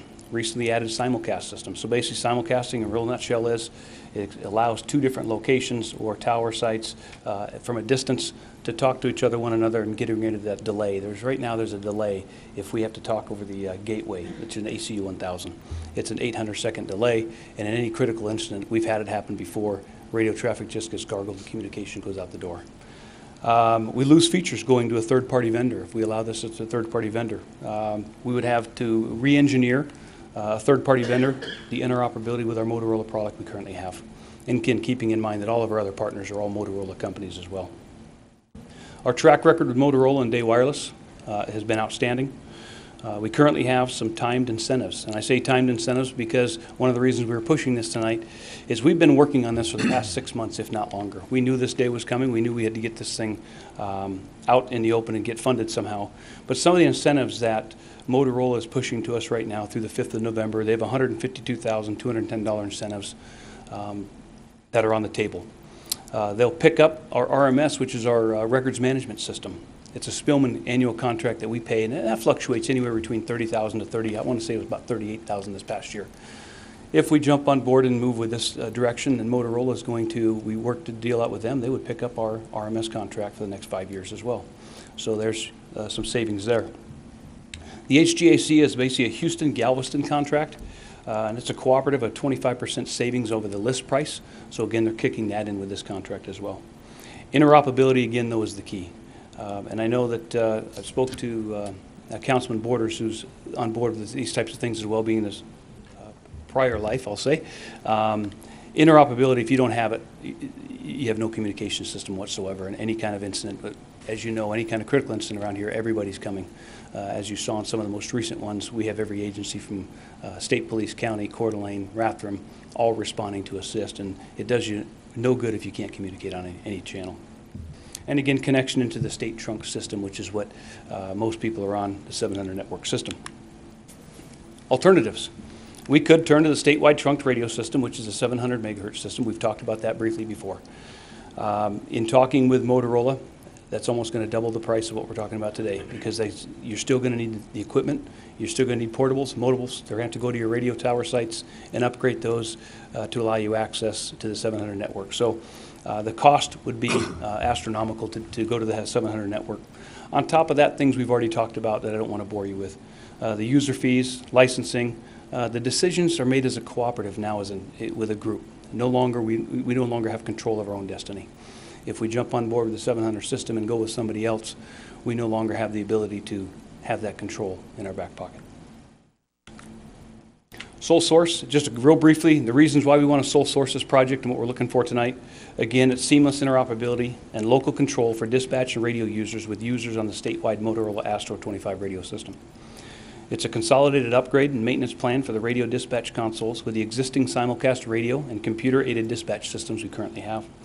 The same local shop to provide maintenance and support services for the radio dispatch consoles and the APX, which we call Apex radios, that is already providing these services for the existing simulcast radio system put in place that we spent a lot of money on just recently. The expansion of the existing radio simulcast system to provide additional capacity. We're looking at adding the third channel onto a simulcast system. In advanced conventional proprietary features beyond the P25. And the P25, without boring you too much, after 9/11, basically the government said all your radio equipment, whether it be different vendors coming in with different product, they should all be compatible. They should all be able to talk on one each other's networks and things like that. What you find with a P25 is that that's not really necessarily the case. So some of the equipment may work, you may be able to talk, you're going to lose some of the proprietary information behind the scenes. Simulcasting, some of the things in the dispatch center that is proprietary to Motorola that we have now, we would lose some of those features. I know we're all talking about costs. The cost of the project is just over $1.8 million. We take Rathdrum Police Department, keeping in mind that we service Rathdrum Police Department. They pay us about $90,000 a year, and we are looking at renegotiating that contract. We've talked to them this year, and they're up for that. We're going to be changing that. But they're responsible for about $130,161, and that's their mobiles and portables. The benefit to them jumping on board if we do this now is they're going to save half cost on purchasing mobiles and radios with this bulk inventory rate. So basically, it'd be making our costs just over $1.7 million on this project. Some of the funding sources. Been working with Jason's finance department, and Jason's probably tired of seeing me, but we've been discussing this for the past 6 months. How are we going to get this funded? There's some options for us. The project can be financed through Motorola. Again, as you all know, those fees will probably be up here, and something that is possible, we could do that. We could use interfund loan, which I'm learning these techniques through Jason, but that's one way to finance it as well. Or we could use reserves to pay for the project. You know, I've been in discussions with Jason, feels that we have the money now, we could fund the project and just pay cash for the deal now. Without boring you too long, hopefully we can answer some questions. And so you've got the majority of the money already set aside, if not all of it. You've got $150,000 discount. You've got a $31,000 to $38,000 monthly expense that it will be absorbed by Motorola. You've got Rathdrum paying $130,000 of it. And I guess what it comes down to is you feel it's a necessity for the safety of our officers to communicate, and the fact that the systems we have now will no longer be serviceable. that is correct. That is correct. Mr. Mayor, just one correction. The 31 to 38,000 was per year, not per month. Did I say per month? Yeah. Yeah, I was hoping. And that would that would equate out, Mayor, just so you understand, that would equate out just over $168,000 over a 5-year contract. I think it's important to understand most of these equipment or vendors now make their money off the SUAs, the service agreements. Because it's all computerized and computer-based, their service agreements can be anywhere from about $70,000 to $80,000 a year.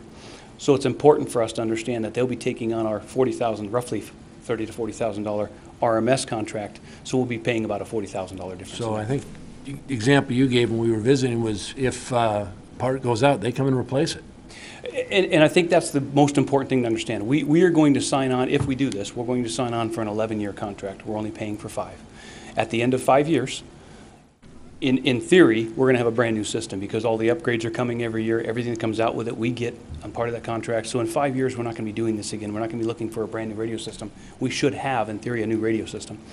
What it allow the city to do, because I won't be here probably then, but it allow the city to have that option in year 6 to say, we can extend it now at the current price they gave us today, not the prices then.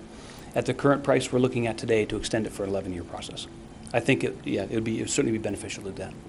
Any other questions of Chief, other than the fact that the 5-year thing with him doesn't work? Raise my eyebrow. 2 questions. I know we're sole source, and I understand all the reasons behind it. That having been said, do you have anything else to compare it to? I don't know if we have that. And I apologize. I've had John doing a lot of the work with me. John, if you want Mittens, to our comment, IT director. come on forward if you want.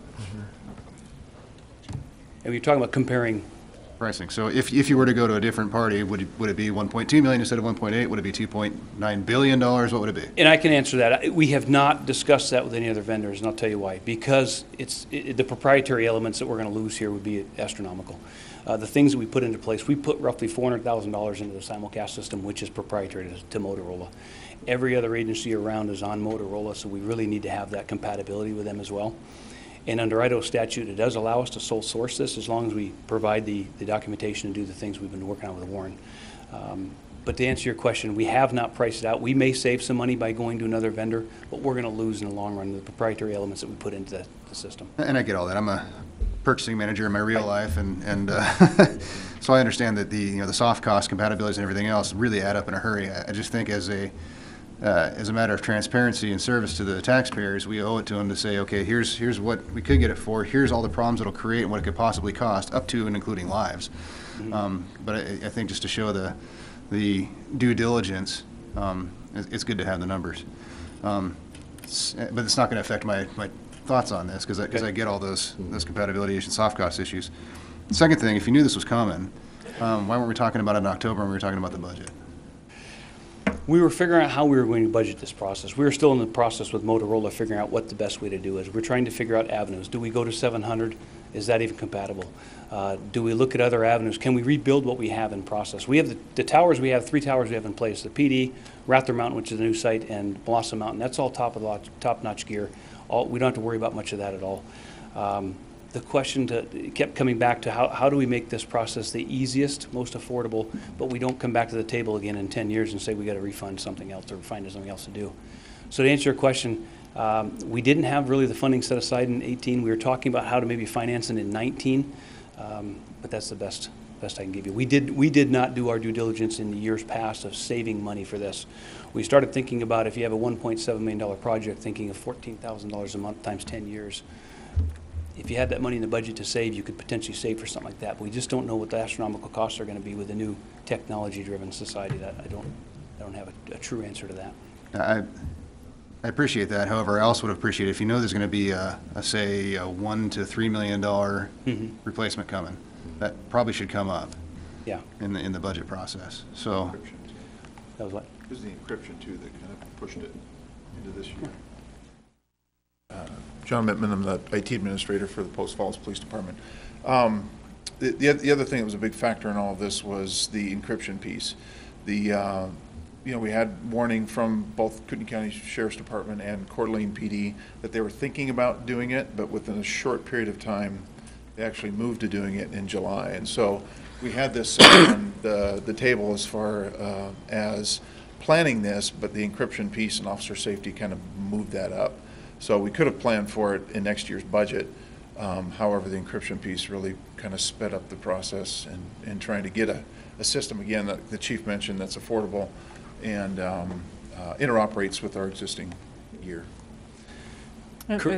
I'm going to say, Councilor Malloy, the other thing is at the committee level, it was discussed. In fact, Alan, I know, had a discussion with the chief and myself on this. It didn't rise to the full budget level because they weren't ready. They weren't sure what time it was going to come forward. And so it wasn't in the actual budget discussions for the public hearings here at council. I do want to make comment and thank the Kootenai County Sheriff's Office through this process as well. They've worked with us, knowing that they were going dark, as I call it. We'll no longer be able to hear them. They've actually lent us radios so that our shift supervisors will have those radios in their cars and they can understand what's happening, and they'll be able to alert any one of our staff if we had something coming our way that we need to be aware of. And I appreciate that. And to make it clear, you guys nobody here has ever done anything that I would even hint might be untoward or anything like that. Sure. It's just a matter of transparency for the taxpayers. Sure. And we're going through the hearing process and public hearings and so forth. If you guys had known this after we get pushed up, and it'd be good to include that in the discussion. I appreciate the explanation on the encryption. That was an unknown that came in late, so that explains a lot. Good. Just one more thing, Mr. Malloy. The chief mentioned just a little bit about the state trunked radio system, and basically Kootenai County Sheriff's Department, Coeur d'Alene PD, and other agencies, fire and ambulance as well in the area, use this state system. In order for us to interoperate with that, patch our channels, hear them on their encrypted channels and whatnot, it has to be a Motorola system. There's no other vendor that would be able to supply that. Okay. So that's another sole source consideration with the sole source purchase with going with Motorola. Is we could go with another vendor and deal with the interoperability and the engineering and the soft costs like you mentioned. However, we wouldn't be able to patch our channels. So, and we're on 2 different frequencies, so to speak. So. Okay. Linda? Chief, you said that the savings comes and that we need to do this by November. Did I hear you say So, that? what they have on the table for us is basically by November 5th, as long as we can agree that we're gonna run with the sole source. Now, after this meeting, if we push, by sole source state statute, we have to put this out for 2 weeks for public recommendation, public knowledge. That 2 weeks will fall on November 4th. We'll be done with that. So November 5th, the morning of, we could let Motorola know that we're gonna sole source the project, and we'll still get those incentives. And then they can get you set up very quickly. They could. As a matter of fact, they're asking as soon as we get done, you know, how fast can they be building stuff in the back room to make sure this is a smooth transition for all of us. Thank you. Thank you, gentlemen. There's a resolution coming up, so, Mr. Wilson. I did want to comment briefly that this is a multi-year agreement. The chief mentioned that I wanted to make clear that because in Idaho we have a constitutional limitation about incurring debt or liability extending beyond 1 year, we have non-appropriation language in the agreement so that in the event a future council doesn't appropriate funds for this agreement, then the agreement ends. Okay, thank you.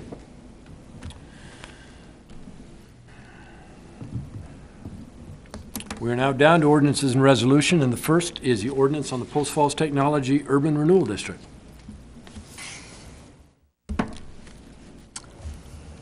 I'll move to place the ordinance, Post Falls Technology Urban Renewal District, on its first and only reading by title only while under suspension of the rules. Second. Motion second, further discussion. Roll call, please. Or I'm sorry, you guys had talked about it. Actually, I do have some comments on the urban renewal districts in general, in that it's not really tax neutral. The 20-year life of this thing and the projected amount of added revenue to the taxing districts after the end of the 20 years, there's not really going to be an ROI for the taxpayers for about 28 years.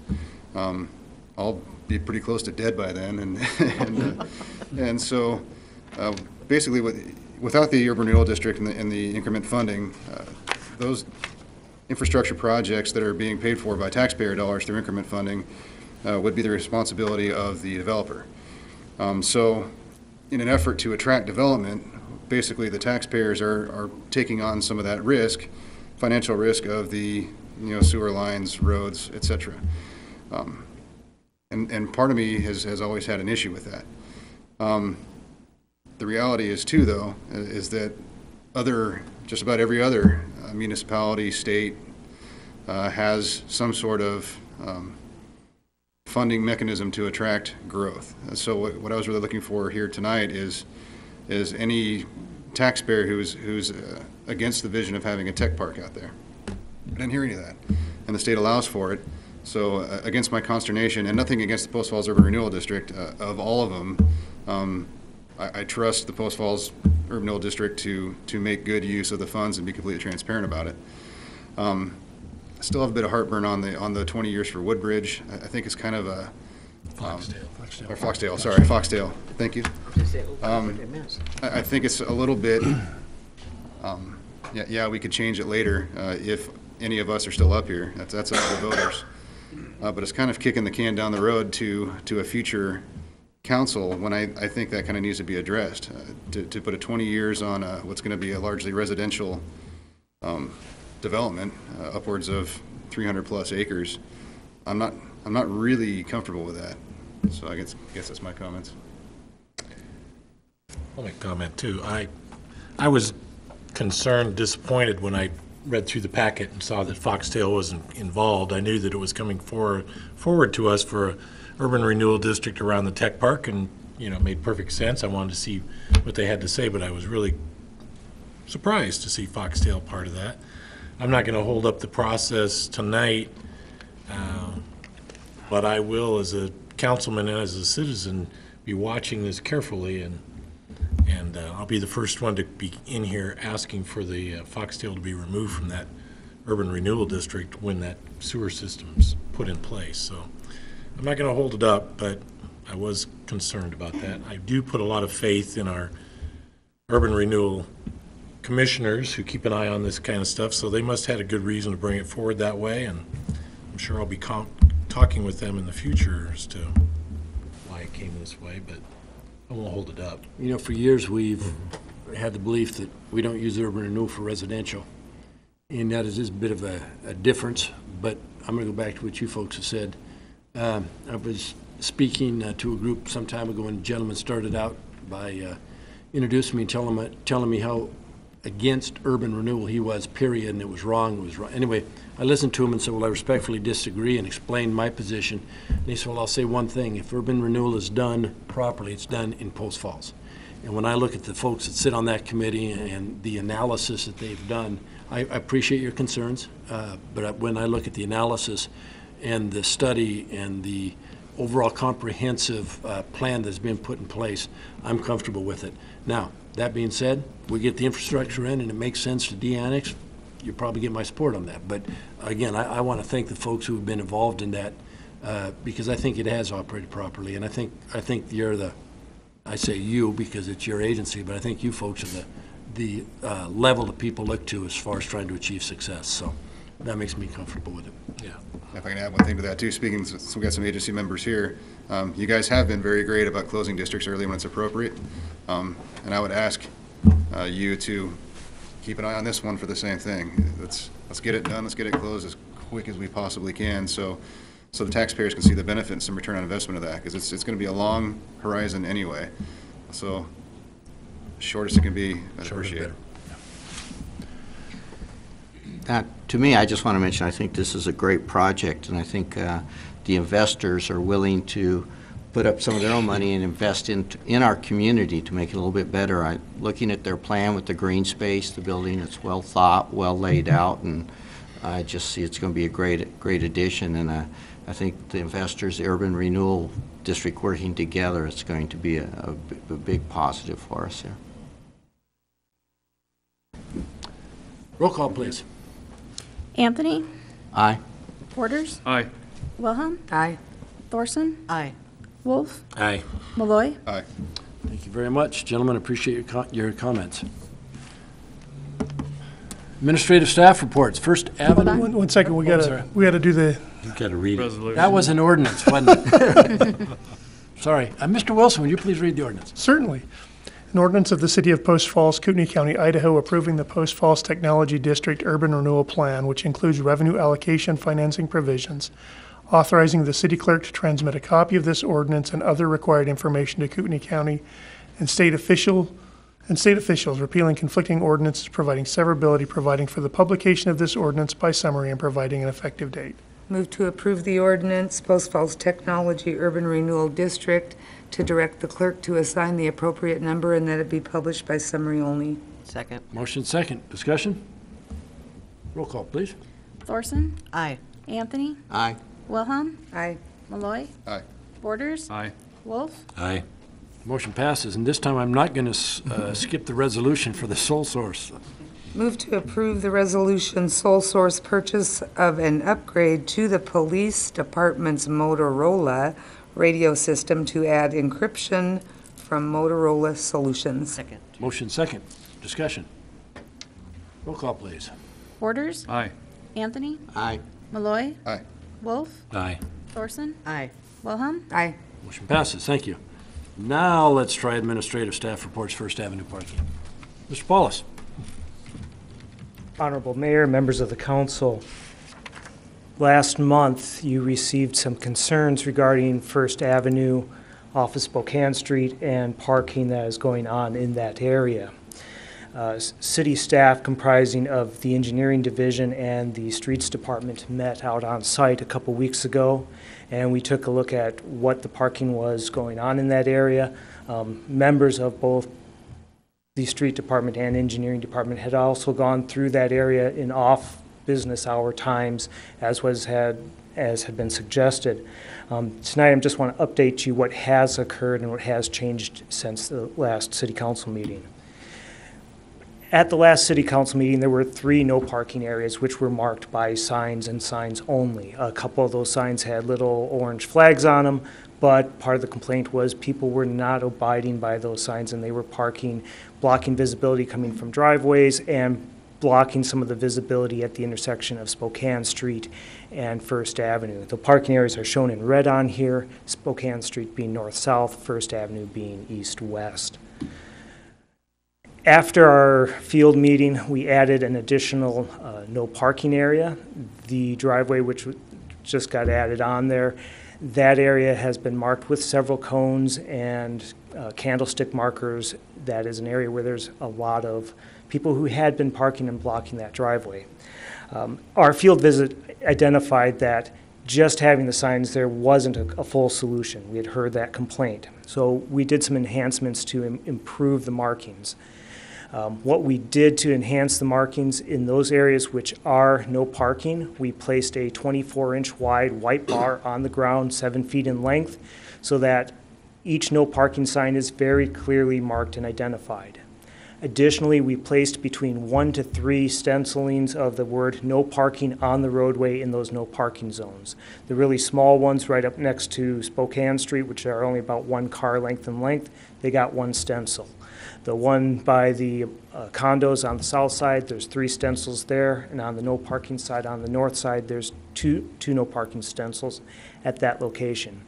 Engineering staff has communicated with the police department that these improvements are in place, and these will hopefully help them with enforcement, but more importantly, ahead of enforcement, hopefully this will provide the message to the individuals parking in this area where the no parking starts, where it ends, and when they park there, they'll see the line on the ground, and it will cause them to look around a little bit more and see the no parking sign.